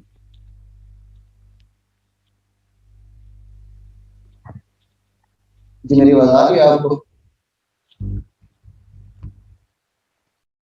जी, थैंक यू साजिद, आपने बहुत अच्छी प्रेजेंटेशन दी। Wajiya, if you have any question please ask. Okay, thank you. आप एंड कर दो इसको। जी, बहुत शुक्रिया, जज़ाकल्लाह आप दोनों का। बहुत बहुत शुक्रिया हमारी क्लास का जो हमें बाद में सुनेंगे, हमारे स्पेशली हमारे टीचर साहब का। अस्सलाम वालेकुम। जी, खुदा हाफिज़।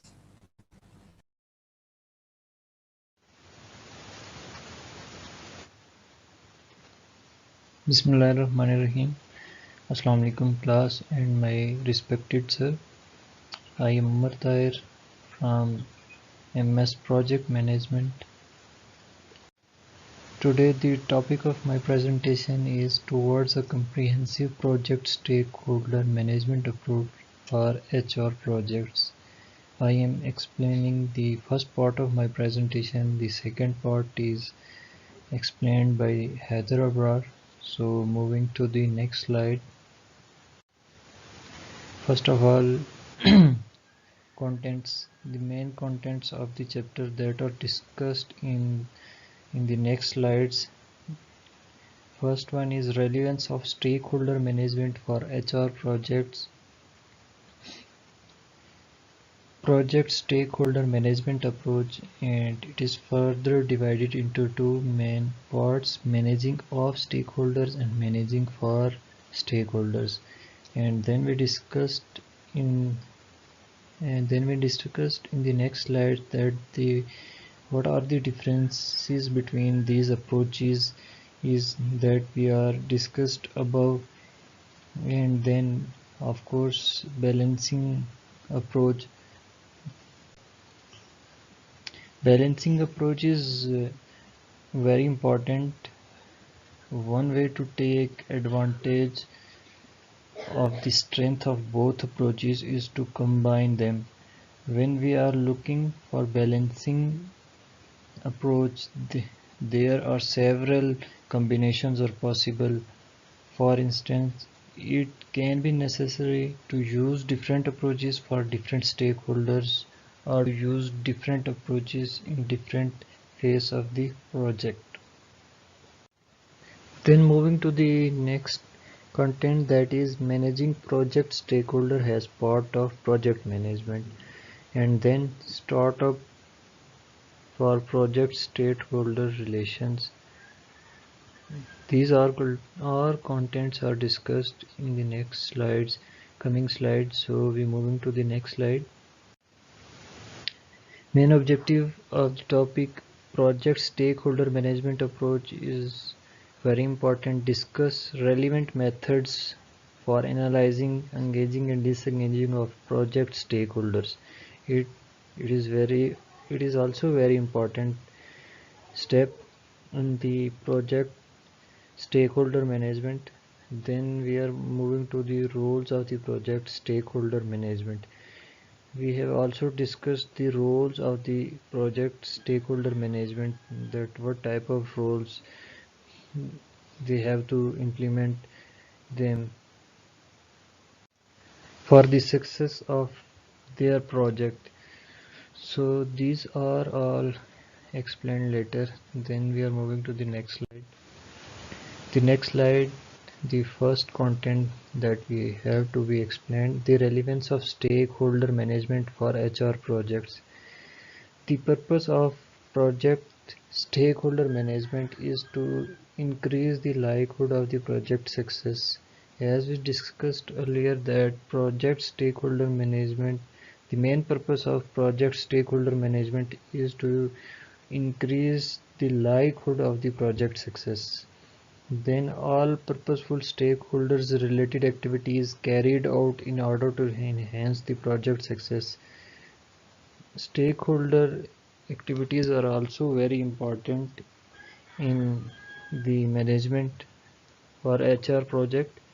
So we are looking them that how we manage these activities, that at the end when we manage these activities we get reward in term of project success. Then managing project stakeholder is especially important in HR projects. Stakeholder is especially important in HR projects because they are very important. So when we are talking about the stakeholders may be internally in the organization or maybe externally. Internal stakeholders are actually the owners, maybe the owners, investors, or many others like board members, employees. These are also internal stakeholders, and as well there are also many external stakeholders that may be directly not affected by the organization, but indirectly they are affected by the business over business. Moving to the next slide, we discuss role of stakeholder in project management. The first step is creation of project charter and the project scope statement. Scope, project management plan development, approving project changes and being on the change control board. Identifying constant, actually constant are the hurdles that you are facing during the project, or something maybe that imposes a limit or restriction that prevents something from occurrence. That is like that when you are doing a project there are many hurdles you have to identify and try to remove for moving forward in the success of the project.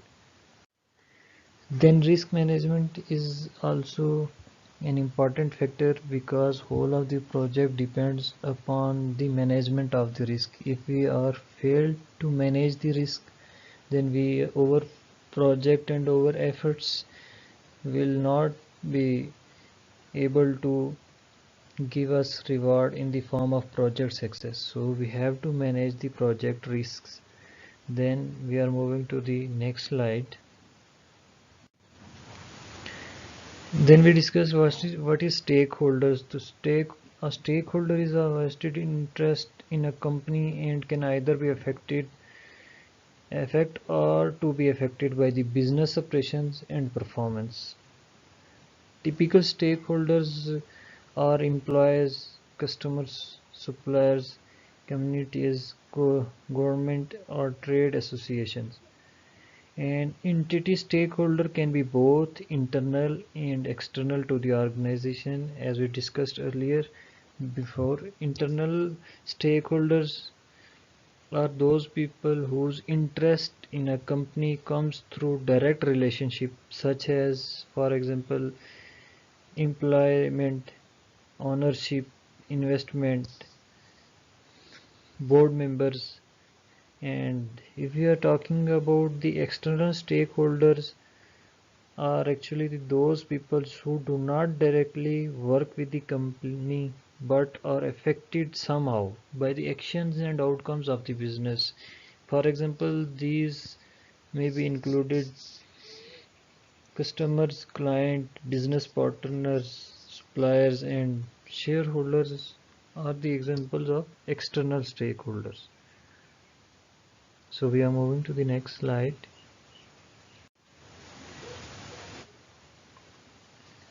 That is project stakeholder management approaches.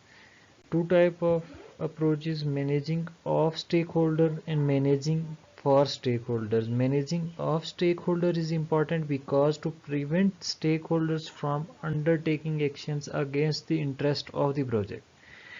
But in the managing for stakeholders, when exceptions of stakeholder conflict with the project interest, an important part of stakeholder management is to search for win-win situation and try to create benefit for a long group of stakeholders, not only for investors. In managing of stakeholders, it is for short time and short group of stakeholders may be involved, and they are beneficial for short time. Then we discuss in detail in the next slide differences between the approaches: managing of stakeholders, managing for stakeholders. Then managing of stakeholder is a short-term approach, as we discussed earlier. As we discussed, managing for stakeholder is long-term approach. Lack of future orientation in the managing of stakeholders, lack of orientation. On the other hand, lack of focus on the important stakeholders due to the request for the inclusive and equal treatment for all stakeholders is included in managing for stakeholders. On the other hand, it is an instrumental management, as if we are discussing in managing of stakeholders, and also narrow focus on the project only give very short-sighted benefit. Managing of stakeholder is risky creation, while on the other hand it is not included in the narrow focus, so may able to give long-sighted benefits. Managing for stakeholder is less risky as compared to managing of stakeholders. Managing for stakeholder is risky, but it is less risky when we are compared it with managing of stakeholders. Then we are moving to the next slide. Managing project stakeholder has part of project management. Managing stakeholder is also a part of project management. Different project management approaches and perceptions on project management exist. Traditionally, project management has constraint on managing scope, cost, and schedules, but the project organization and culture, project personnel, and infrastructure is also need to be managed. These are referred to as project structures. These understandings of the project has a temporary organization and a social system promotes a more holistic understanding. That means not only should the structures on a project be managed, but they should also be set up in a way that helps the project to relate to its relevant. So further, it has two types: analyzing stakeholders, and the second is interaction with them in a powerful way. Because analyzing stakeholders is important, that we are looking their exceptions, their need, expectations, and if we are talking about the next interaction with them in a powerful way, because interaction is very important and timely interaction is most important. Are discussed if we are discuss some issues with them in time, many solutions and many ways are available in time. So we are moving to the next slide. Assalamu alaikum warahmatullahi wabarakatuh. My name is Awa Mohammed Jama, and I'm here to present two chapters from the assigned presentation. The first chapter is chapter 2 from first book. It's a project-based organization. We're gonna start with the definition itself. The project-based organization is defined as a one in which the project is the primary unit for production, innovation, and competition, and where there is no formal functional coordination across project lines. In this type of definition, project-based inherently implies the total establishment of a functional coordination.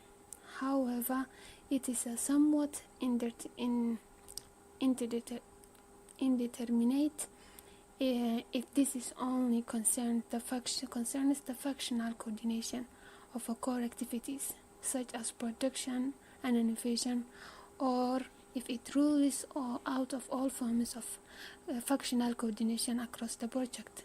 This definition is written by Hopte in 2000, and it says that the project organization, as it's clear on the definition, it is the primary unit for performing specific task or particular task.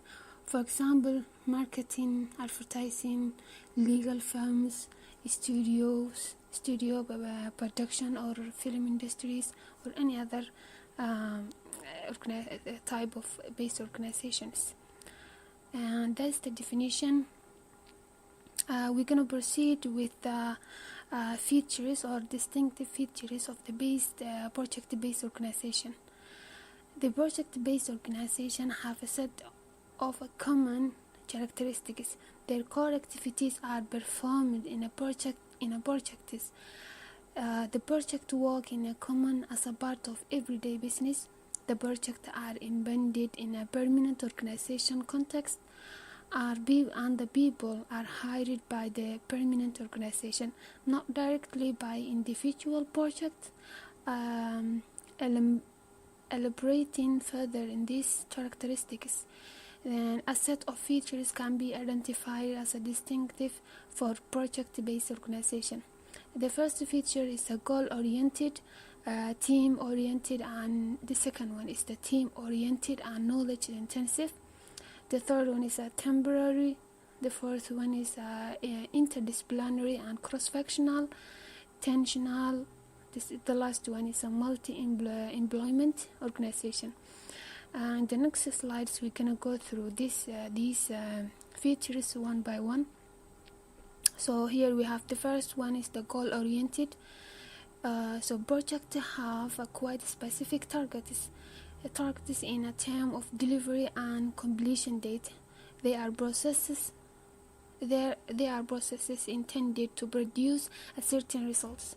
The intended result could be many different things: a product, a system, a technical solution, an installation, and even an organizational change, etc.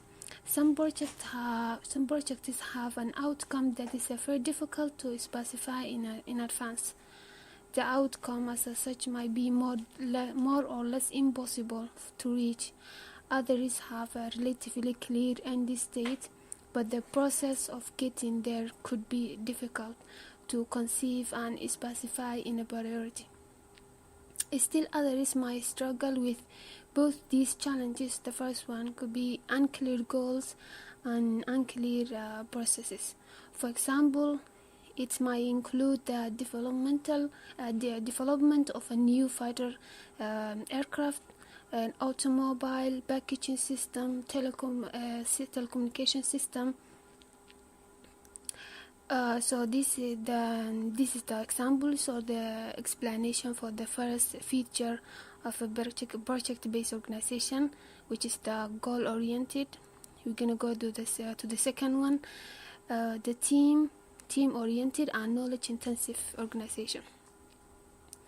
The project-based organization is one that is primarily engaged in various sorts of knowledge-intensive and collaborative project work, such as research and development projects, project system development, implementation projects, improvement projects, and change projects.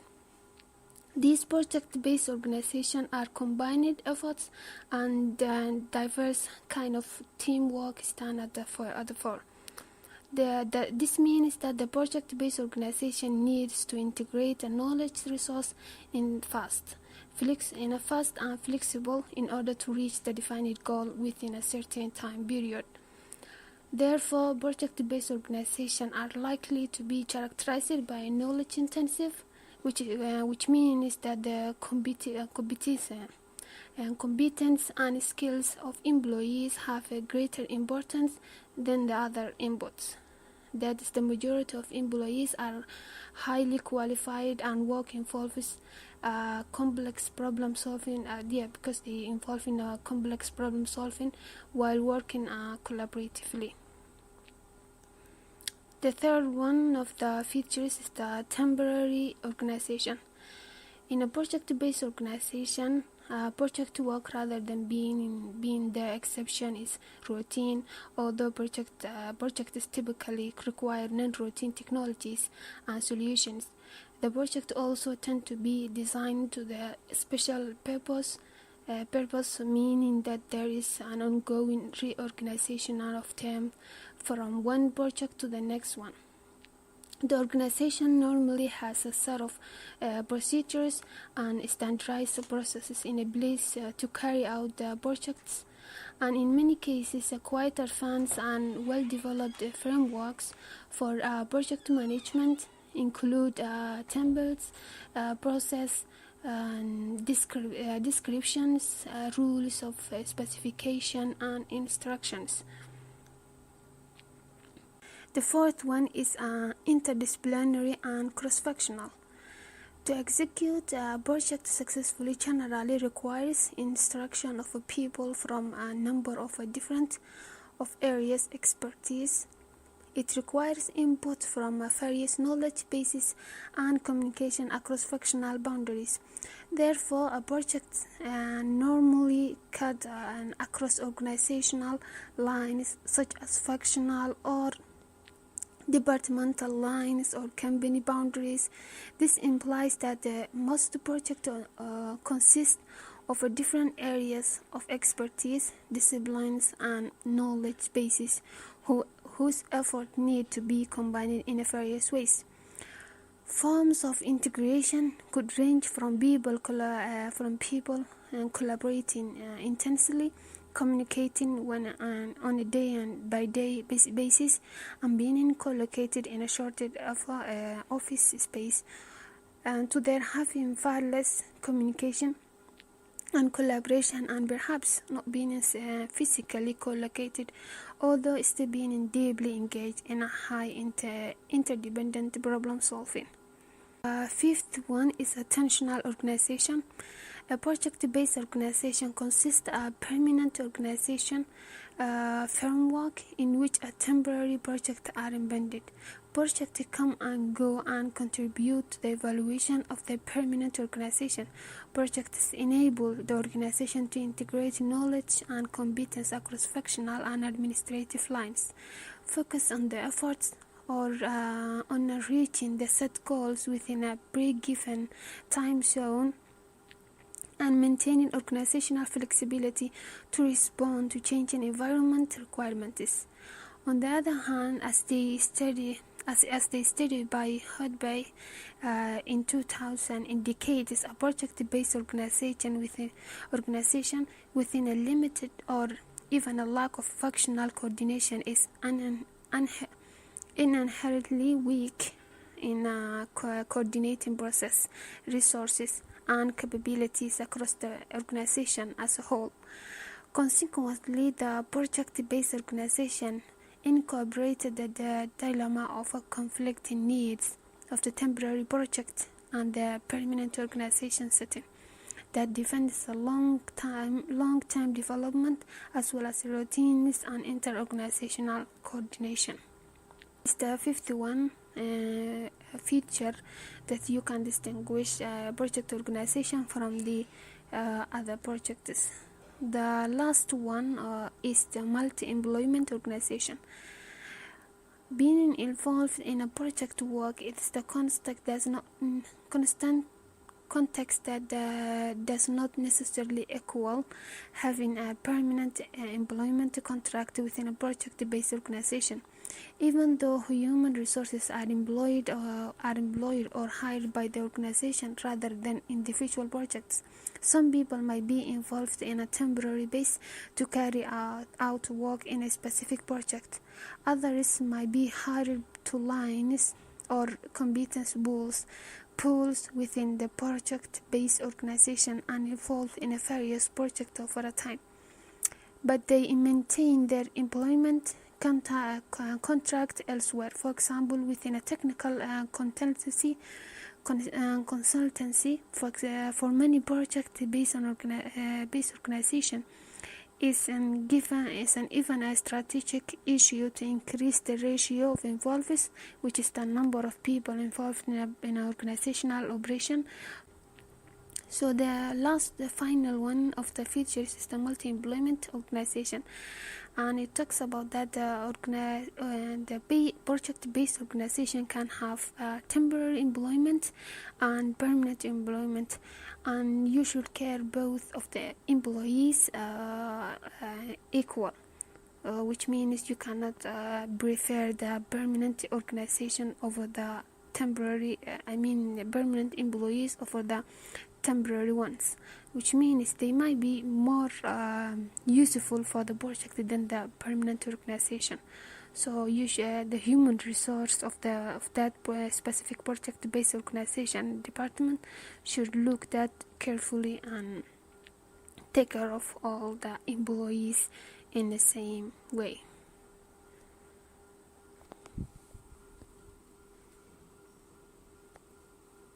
This slide is the table, and it explains or shows the distinctive features of the project-based organization and its implication on HRM. So the first one is goal-oriented. It is an HRM implication is the goal-oriented performance appraisal, difficult to evaluate individual performance due to the work qualities, and important to link goal-oriented efforts with each other to create opportunities for reflection and cooperation between project assignments. If you look at the second one, is the team-oriented and knowledge-intensive. It is HR implication. It needs to build an organizational capabilities to foster knowledge sharing.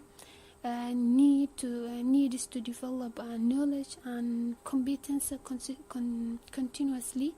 High requirements on individuals to start knowledge development. And the fourth one is the temporary. Continuous of its implication. HR implication is a continuous formulation of terms which requires an adequate management of the flow of human resource in a term of recruitment, staffing, and return from assignments.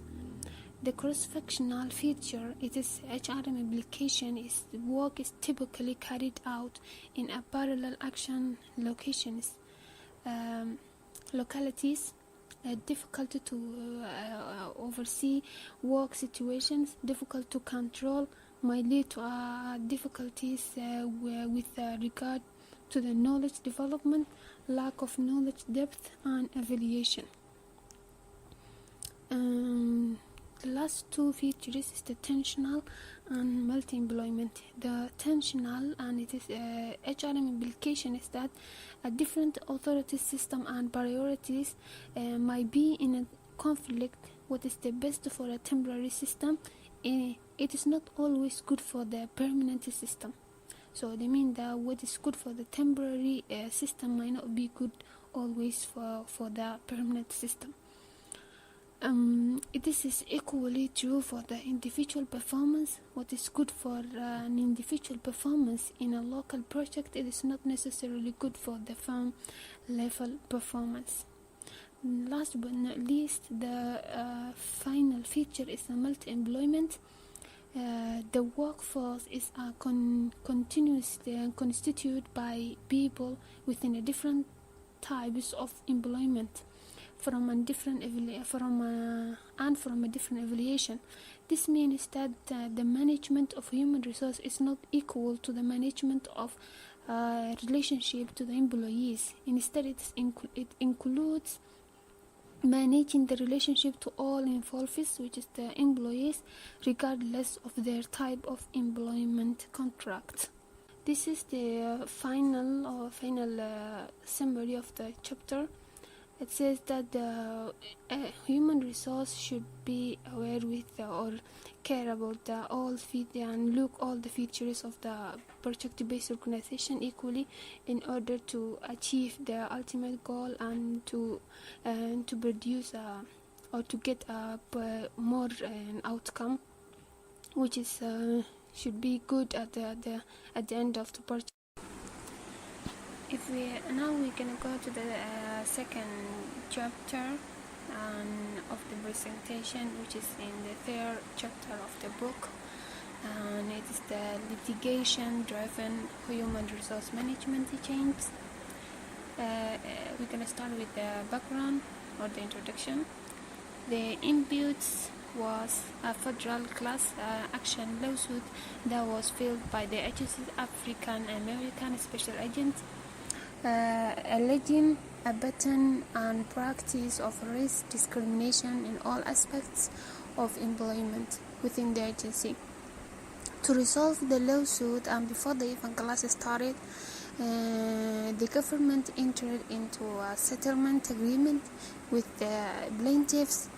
The agreement provided for three broad categories of relief. First one was monetary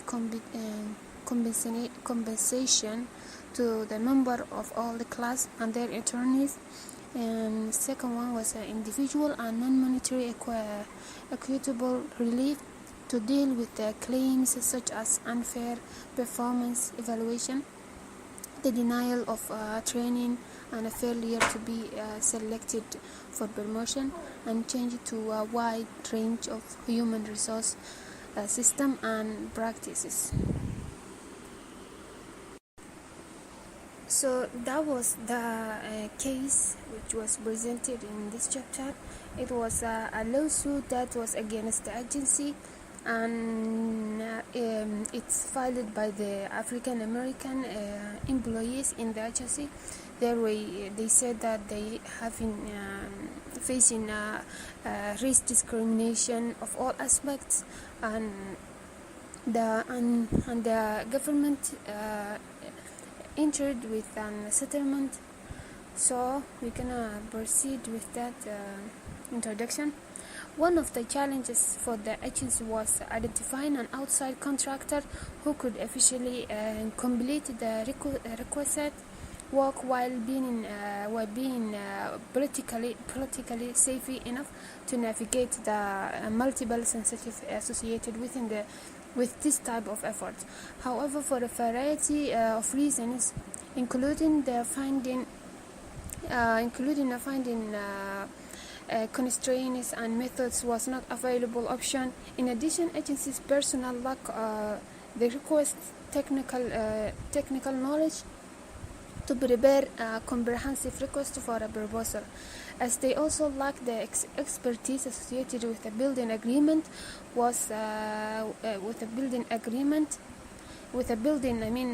Valid promotion and performance appraisal system. Fortunately for the agency, the expert named in the settlement agreement was an industry leader in assessment development and measuring job performance. So he was able to introduce an agency's representatives to the counterparties in other federal agencies who were involved in a similar efforts. So in here, the agency have some quite challenges, but fortunate for them, the contractor that the government signed for the agency was really experienced person, and he began to introduce the representative of the agency to the other counterparties in order to gain their or ask for their expertise if they have been faced like this situation or like this lawsuit. So the agency may gain useful points from their experience and their lesson learning. The first step that the agency did was project scope and requirements. So in this point, there were 3 initiatives associated with this project. The first one was a job analysis of all special agencies positions. Second one was a new performance appraisal system for all aspects for all special agencies. The third one was a system for promoting agencies to both line supervisories and managerial positions. Deciding the timing of each phase of the project was one quite sense easy, in other rather overwhelming, as a job analysis was a foundation for the 2 human capital programs. It of course came first, then under the terms of a settlement agreement. Both the other initiatives were to run concurrently, rather during a challenge in a term of personal resource budgeting. To sum up this point, the agency have to establish 3 initiatives. The first one was connected to the job analysis of all special agencies positions. It is to avoid any not concluding the African American agencies in the job analysis positions. So every position that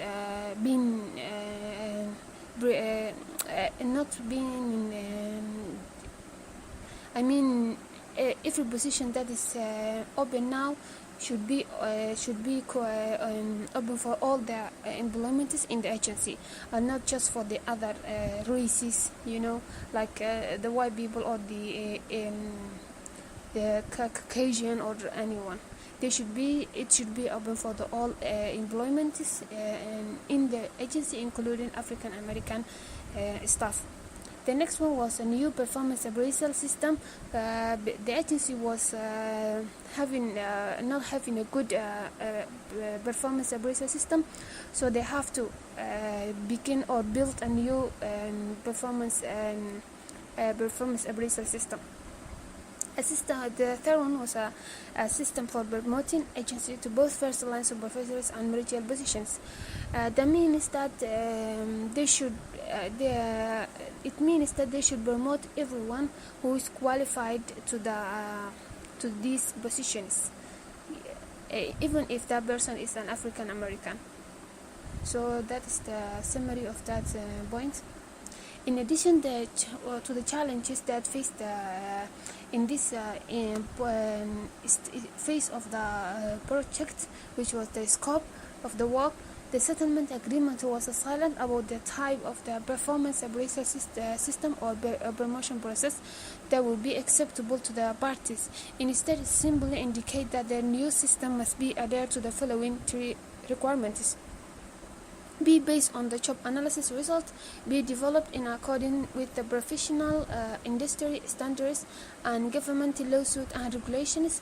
The third one was be designed to minimize any potential for adverse impact on African American employees. So how the next point is slide is how the agency succeed. There were many parallel moving parties to this effort of all which needed to be successfully managed to ensure that. First one was the work was technically rigorous and met all the professional legal guidelines. The new system would be acceptable by the entire agency. The term of the settlement agreement would be satisfied clearly. It was critical that the promotional process identified agency who could perform well in a supervisor's or managerial agency's positions. It was also important that the performance appraisal system provide an effective avenue for the offering meaningful feedback to the employees. So that is how the agency succeeded. They focused on these 3 points. The technical work, the work was completely technical. The new system was accepted by the whole entire agency, and also they found out that the positions of the managerial and supervisors promotion was equal to the all employees, and there was no feedback from the African American employees in the agency. Some other challenges that the agency faced as an HR manager or as an solving these HR issues. And the workforce that was extremely skeptical of it. The first one was the first challenge that they faced was the workforce that was extremely skeptical of change in a general and more specifically skeptical that the change is stemming from the requirement of the settlement agreement could be benefit to the workforce as a whole and not just as a class. The second one is an employee population hesitant to share any information about their work with outsiders. The third one was a lack of in-house expertise in the design of a system of this type. Fourth one and the last was lack of dedicated funding and personnel to complete the project. Underlying these challenges was the turnover in the agency senior leadership. So that was the challenges that faced the agency. Here are some challenges that also faced the contractor who was assigned by the government. And the first one is that they lack awareness regarding to the agency's mission and requirements of the special job, agency job. They faced that the agency personnel were limited in a technical knowledge needed to the successfully complete work. They were required to answer the oversight committee, which was assigned by the government, but needed a cooperation from the agency to accomplish the work. The volume of the work that needed to be completed within an aggressive timeline. The first challenge was overcoming a fairly easily by regarding information about the agency, reviewing job description, and talking with the key stakeholders. So that was the challenges that the contractor faced during this lawsuit. The outcomes or the final summary of this chapter and the successful completion of all aspects of the chapter was dependent on honest and open communication. Even if the message was not easy to deliver, by adopting this approach, the agency were able to manage expectations about what could be accomplished and when to expect the completion of this accomplishment. This manner of operating also forced a senior collaboration whereby all opinions and perspectives were taken into account in order to arrive that the approach was embraced by all the parties. By all parties. Like accepted from all the parties, including the African American employees, the committee signed by the government, the contractor, the agency itself. They all embraced the approaches at the end of the project. It's critical to note that the agency in question fully accepted the terms of the settlement agreement and committed to meeting those terms and to develop a new and effective human resource programs for their special agency population. So that is the outcome or the conclusion of that project, of that chapter, I mean. Though all the parties, included parties, accepted the outcomes, and the agency also accepted the settlement agreement, and the employees were also accepted that the solve what the agency is presenting for them. So that's the end of the presentation. Thank you very much for listening. I hope you understand what I'm saying, and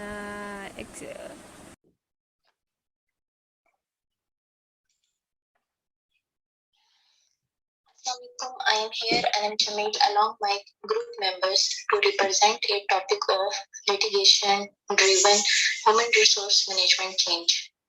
This topic referred to the book is Advancing Human Resource Project Management. Now I will introduce my group members, which their assigned topic. First of all, my topic is background against the litigation-driven human resource management, and the other topic is project scopes and the requirement planning and how we succeed. This topic is described and explained by Mr. Tayyib. And the further topic and third topic, how we succeed, the remaining part and agency theory explained by Ms. Anam Akbar. And the last topic is contractor and the outcomes against this chapter explained by Mr. Ijaz Khan.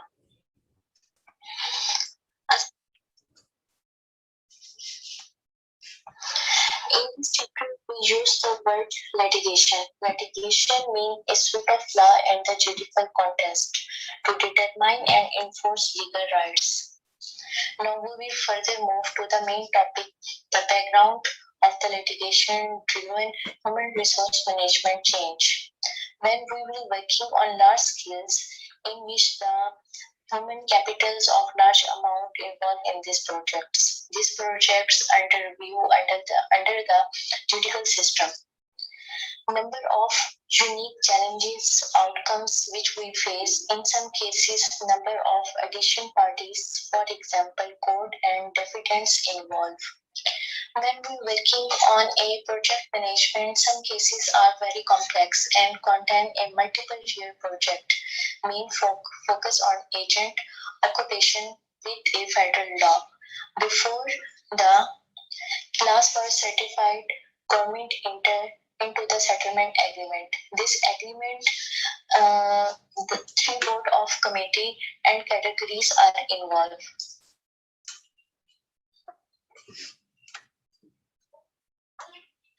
Before the class was certified, government entered into the settlement agreement.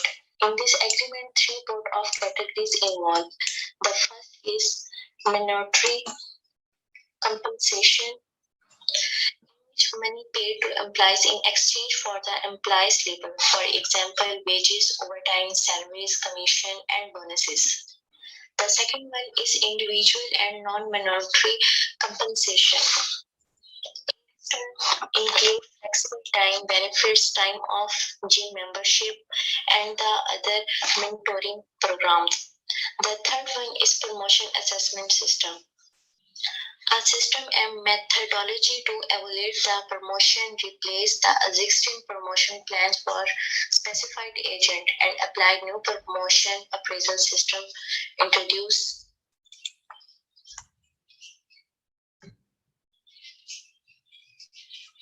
Some problem faced for the agents.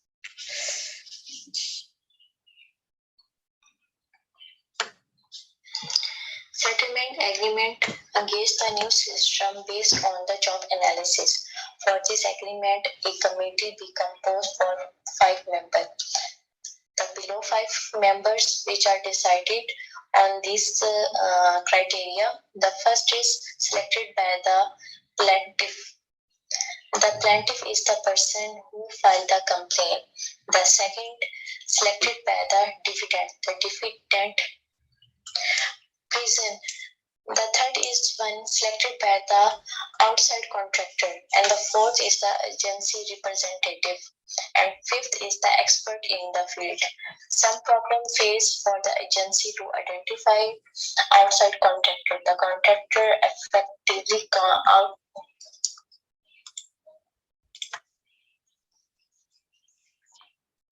Some problem faced for the agency to identify outcome contractor. The contractor effectively complete the work. Variety of reasons in which efforts are necessary by the contractor to finding the constraint and amount of time. In addition, the agency personnel have lack of knowledge and prepare the comprehensive request. Also, they have lack of expertise against the promotion and formal appraisal, so that the expert named in the settlement agreement was a industry leader. So that the expert named in the settlement agreement was a industry leader in assessment, development, and the measuring job performance. So he was able to introduce agency representative, the counterpart in other federal agency who were involved in similar effort. Which guidance from these individuals, the agency was able to explore a number of the alternatives. Using information from settlement agreement and good expert person, agency craft the statement of work that outline against the need of the agency, purpose of contract, and the description of the general activities and the final deliverables. Need the agency entered into the intra-agency agreement with OPM. OPM mean Office of the Personnel Management. OPM reviewed the file of the pre-qualified vendor to select 3 of them, and 3 vendors appeared and capable to work. These 3 pre-qualified vendors invited to describe how they would meet agency need. We can also see the face-to-face communication. Now, this is my side. Now, Mr. Tayyab, I'll further proceed this topic. Assalamu alaikum. My name is Tayyab, and I'll be continuing the topic that Anam Jamil was describing. So, project scope and requirements. So, I'll be defining what project scope is and how requirements, are delineated to define to reach the scope of the project. Scope describes project's footprint. Requirements are those specified features and functions of the result. Okay, so specifically, project scope is the work that needs to be accomplished to deliver a product, service, or result with that specified features and functions achieving the requirements. So the requirements are delivered or the things that are asked by the clients, and you deliver the scope. You define the scope, and then work according to the scope of the project till the project is delivered to the client. Okay, a project sponsor defines the project scope. The project manager understands the customer's business requirement and then turns them into project scope. All work in the project's breakdown structure should be aligned with project scope throughout the project. So it's an ongoing process. Okay, project requirement management is the process by which stakeholders define the capabilities expected of the project's result. Ideally, the requirement management process is continuous, where the capabilities are documented, analyzed, tracked, ranked, prioritized, and managed throughout the life of a project. Requirements must also align with the project's scope. A business analyst or project or product manager works with the business to define requirements. Requirements define the product or service behavior. They indicate what users want from the product. Planning. Okay, when we have defined a scope and defined the planning of the and defined the requirements of the project, we come to the planning of the project. Okay, systematic planning ahead of achieving optimum use of an organization's most valuable asset, quality employees. Management outlined the methodology to accomplish the technical aspects of the work that also include a timeline, budget, and personal resources requirements. List of activities the agency needed to complete. We generated a comprehensive calendar of events, identified a way to organize all the special agents' positions, which helped structure the work to be accomplished. These planning activities provided a solid framework upon which to execute the project. Okay, now Mrs. Anam Akbar will present her part of the presentation.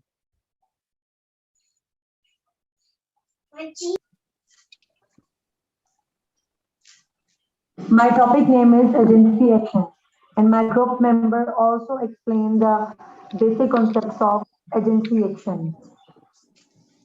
There are four key challenges. Number one, lack of communication skills. Number two, lack of funding to complete their project. Number three, agreement is must for settlement. Number four, a lack in house expertise in designs of new systems. Now I'm going to explain the one by one all key challenges.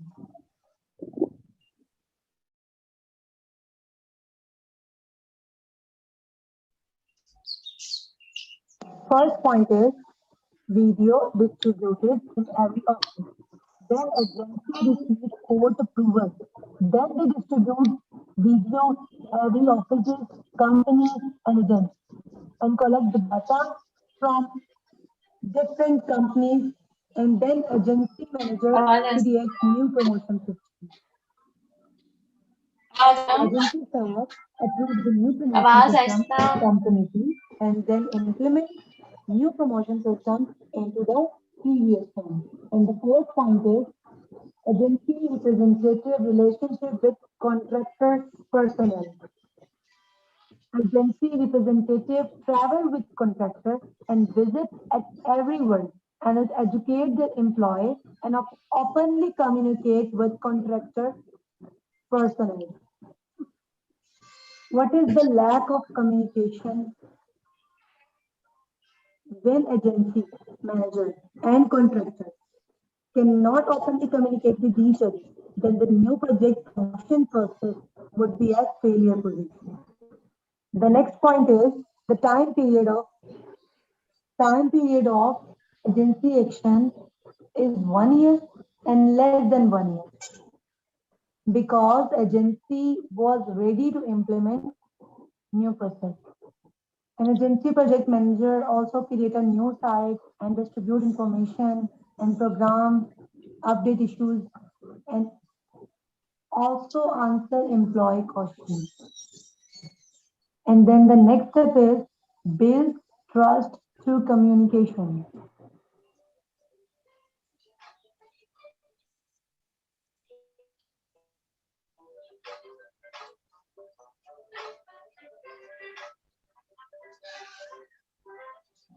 Agency project manager to talk about the new project system. And the best example is the one of the African American supervisors asked him to become involved in the project without any help. Okay, then the member of the team designed the new system, and he would not only the embarrassment but become an advocate. And the African American supervisor plan would be successful without any expectation. And the agency employee promoted him to the senior level. An agency director like the project manager, supervisor, and management team.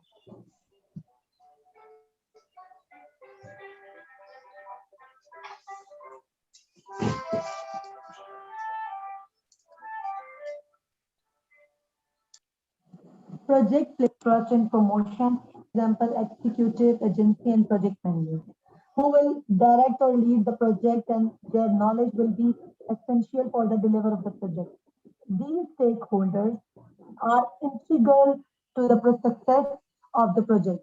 So it is essential that we have to identify them early and understand their motivation and develop engagement strategy to ensure that their requirements are captured and their needs met.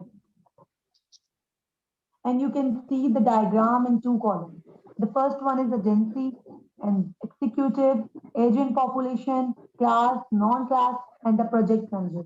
And the other one is committee, expert in settlement agreement, representative, agency representative, technical expert, and agency project manager.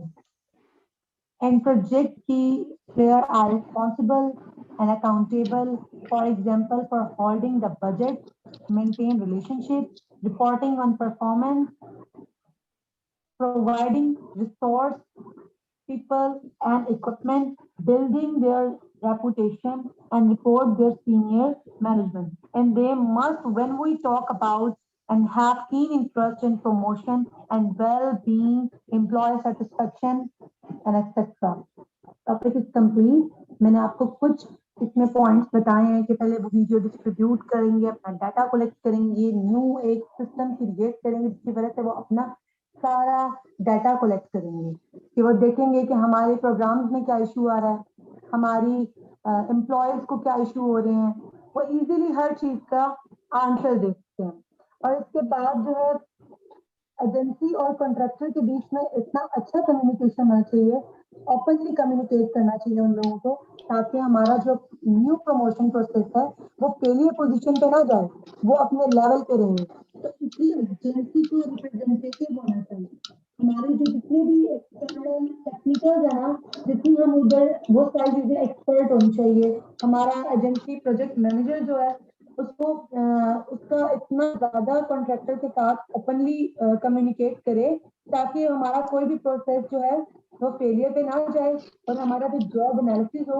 वो with in 1 year complete हो जाए और अगर ताकि हम अपना new process जो है उधर इम्प्लीमेंट कर सकें एजेंसी अपना ट्रस्ट ऐसे बिल्ड करती है ताकि कभी भी हमारी agency up and down level पे आए तो उसको इजीली वो लोग हैंडल कर सकें कोई अगर कम्युनिकेशन अच्छी नहीं होगी तो वो आपस में एजेंसी और कॉन्ट्रैक्टर के लिंक खराब हो जाएंगे जिसकी वजह से हमारी सारी जो प्रोग्राम होगा ना और जो हमारा प्रोसेस होगा वो फेलियर लेवल पे चला जाएगा जिसकी वजह से हमारी ऑर्गेनाइजेशन को काफी नुकसान उठाना पड़ेगा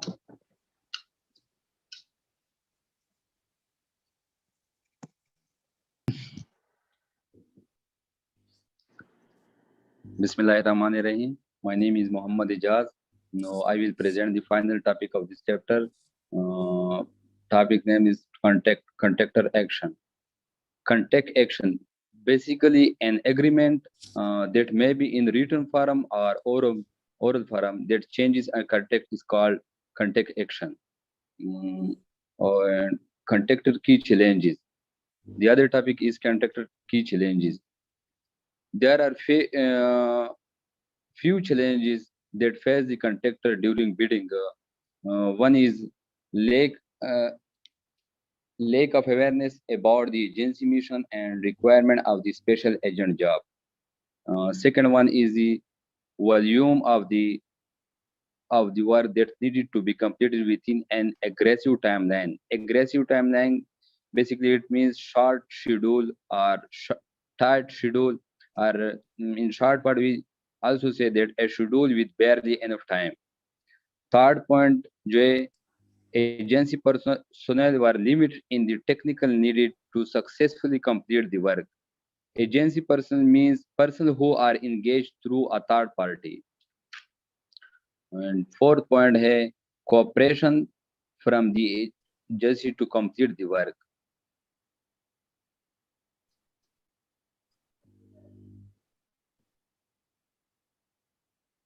Second topic जो है वो summary है. No,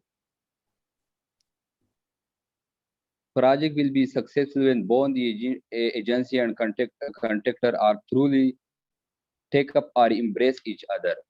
Second point है contactor and agency both party documented project steps and specific work that had to be performed. And third point, agency committee contractor के जो ऑब्जेक्शन होते हैं जो ओपिनियन होते हैं वो आपस में ओपनली शेयर और डिस्कस करे and then they work collaboratively to arrive mutually agreeable solution. Thanks.